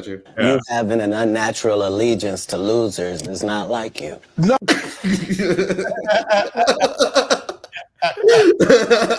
Oh man, that's a blue drop. I love it. It's weirdly sounds like producer T for a second. Like I was like, is that?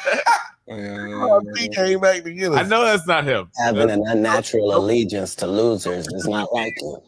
I love that line. You having an unnatural allegiance to losers is unlike you. That is like, who fucking thinks about that? Like, that is a crazy ass statement. Anyway, that's a crazy thing to say. Last scene. Yeah, let's talk about Eric versus Arik, and like this whole moment. We get like a really epic fight scene, and we have at the end, after one brother kills the other, we get a declaration of just like, I'm sorry to Rhaenyra. I lost face. I was like, who the fuck is who right this? That's her, Eric. Like, yeah, that killed himself. But like, while I was like, who are you gonna kill? You know, like, who are you gonna go after? I guess you have to get rid of them both, because there's no way you're gonna be like, are you I guess you got a weird case right now. Why are you around? I can't even have you. I don't know who you are, actually. Now, the only problem I had with this scene was that, like, in the book, it says they fought for an hour. Fought for up to an hour. They also said they fought in the court. Hour, though. That's that's what I. So look, I was gonna say, like, I had a problem with that, and then but at the same time, it's like, if I'm gonna stick to what I've been doing, what I've been saying since season 1 is like, yo, this is not the book. This is what really happened instead of the second and third hand accounts of maesters throughout history trying to tidy up a lot of what happened and also fill in blanks that they didn't even know, right? There's things that they wouldn't have been privy to as well. So I think that this just like so that's why I had to change my mind that I didn't like it as a book reader, because I was like, well, that's kind of what I'm looking for, right? I'm looking for them to tell me the story in a way that wasn't told in the book, but still leads me to the same conclusions, which leads me to believe that those source materials were off in its explanation, which is genius. I don't even think George R.R. Martin intended for any of this to like go down like this, but it's such a genius play on to use on the narrative lends itself to being able to exploit that those inconsistencies if you wanted to make your own thing. That's really cool. But yeah, I just thought like and we've seen this before. It's actually like one of the oldest like which twin do I shoot type of thing. And but they played well. What like again the last episode, I did think it was like pretty interesting, dramatic. I just thought like the tension in this scene was handled so much better than what they were doing in the first episode when Blood and Cheese were doing their thing. I don't think they capitalized on the tension as much as they could have, especially with something that is in its sense a lot more heinous and criminal than this, but I thought this was handled perfectly, actually. Like Game of Thrones does a really great job of handling those sort of tropes that you would like see coming and sort of flipping it on its head. Like we all kind of expected that moment where like you said, it was like which twin do I shoot? But they kind of negated that pretty quickly in that scene where the winning twin just commits suicide. Yeah, you can't drag that out. Like realistically, you really can't drag that out. Yeah, like I really respect that decision to just have that immediacy, like right afterwards. Like, we don't have like this trial where they like take him to the dungeon and we're trying to figure out who is the real Eric or Arik. It just kind of ends right there. Like I really appreciate that being the end of that. It's like, but like, goddamn, holy shit, damn, brother, ooh, brother. Like, see? Like, yeah, but it makes sense. It even makes sense. Like, even if you were like saying that you still at this point don't know who it was, because like, how would you feel like going killing your own brother like that? Like, that's fucking insane. Yeah, like that's like that's either brother I think would have done that choice, because there's no getting out of it at that point. I just killed my own brother before I even like completed my mission. So I'm probably, just going to do that anyway. Yes, it's like it kind of reminded me of In Bruges. I'm not sure if anybody who's watching has seen that movie, but as soon as breakfast, lunch, and fucking dinner. In Bruges.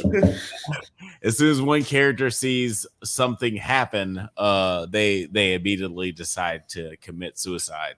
So it's one of those things where it's like it's toward the end.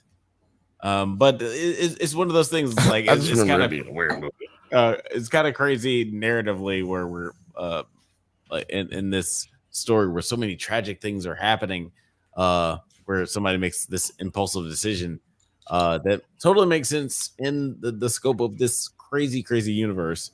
But it's crazy world we live in. It's crazy where we're living. Oh wait, we don't. People die every day. People die every day, B. That's what I need. That drop right there.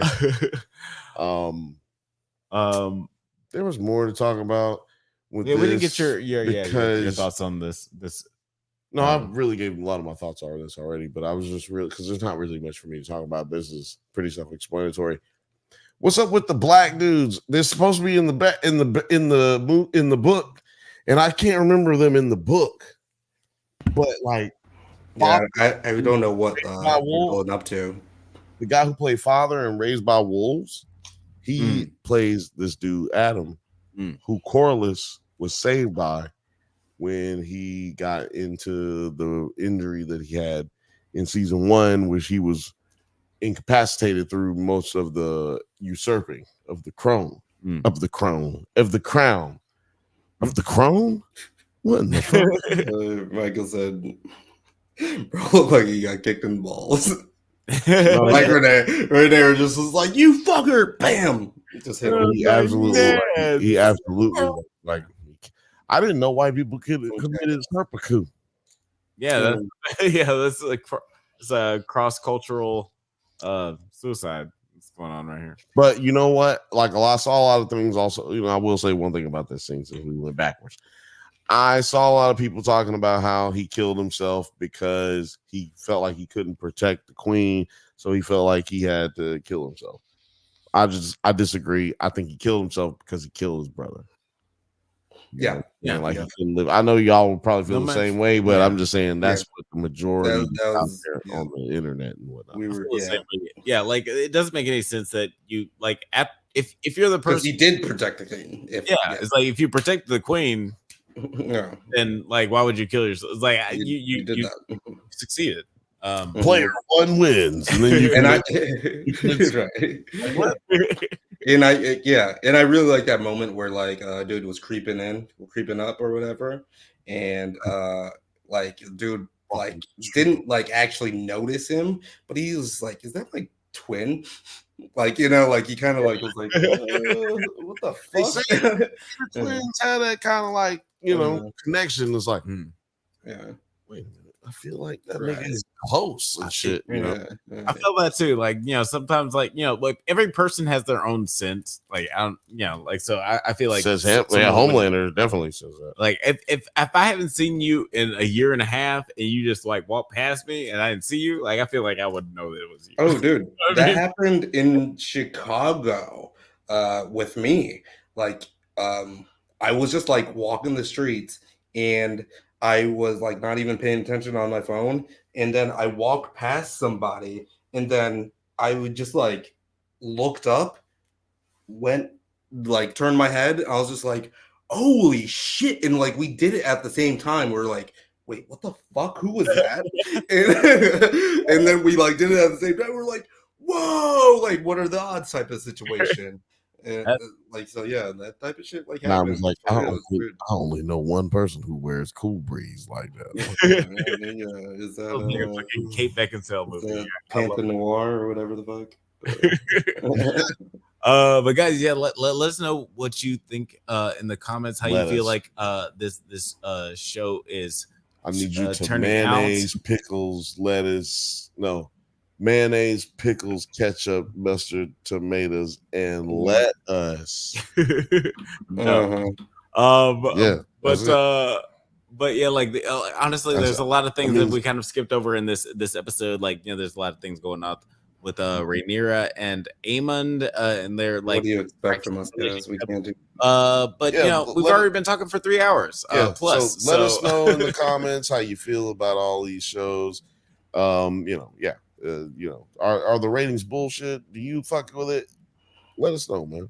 Yeah, like are you enjoying it? Let us know in the comments. That's the only way we'll know how you feel. But 9, before we get out of here, you want to tell us where you find you on the interwebs? Yeah, absolutely. You can find me at 9NerdYards. That's 9NerdYards on YouTube. Thank you very much for 22K subscribers. Did that without any album out. I know I've been slacking, guys. But that's how it is right now. Work's been kicking my ass. The CIA's on my ass. The BlackRock. It's a detox. All of the secret agencies are like trying to, I can't even believe I'm on camera right now. But yeah, that's 9 Nerd Yards on YouTube, Instagram, TikTok, and also we got the Discord where people are just like living it up, having fun. So catch us there for sure. Check it out. Check out the Discord. Yeah. Come on, bro. Yes, sir. Yeah, man. Been a fan of yours before we were friends. So, like, I'm definitely happy that you're making this cornerstone with the channel. And guys, keep subscribing, keep sharing, so we can build this nerd community. Before we do it, get Nerds at Night going. Hit the like and the subscribe right now. It's been going to, man. All those buttons. Just click every button you see at the bottom. Yeah, seriously. Why not? It's free. Everybody's favorite cousin's favorite cousin. Where can they find you on the interwebs? Well, I'm so glad that you asked me, Alex. People can find me on the webs at Drunk Banthas on Instagram and Drunk_Banthas on Twitter, and also Nerds at Night, whatever the hell that one is. It's NITE, NERDS, NITE. Shout out to producer Penny. She's going to be with me on the Bantha Bunch every Thursday, 7 p.m. Pacific time. That is my producer, so come watch so that I can feel better about myself. Don't forget to like and subscribe, because if you don't, you will not be invited to the cookout, and I will have to be inclined to whip your motherfucking ass next time I see you. Alex? Where can the people find you? You can, guys can always find me here. Thank you for listening to the Drug Banthas podcast. We do this every Monday at 8 p.m. Pacific time, but don't forget to like and subscribe so you can get updates on new videos. Check us out on Twitter, IG, TikTok, Letterboxd, likewise, all the internet things at the Drunk Banthas. Until next time, stay safe, my little Jasons. And you gotta give him that huck to it.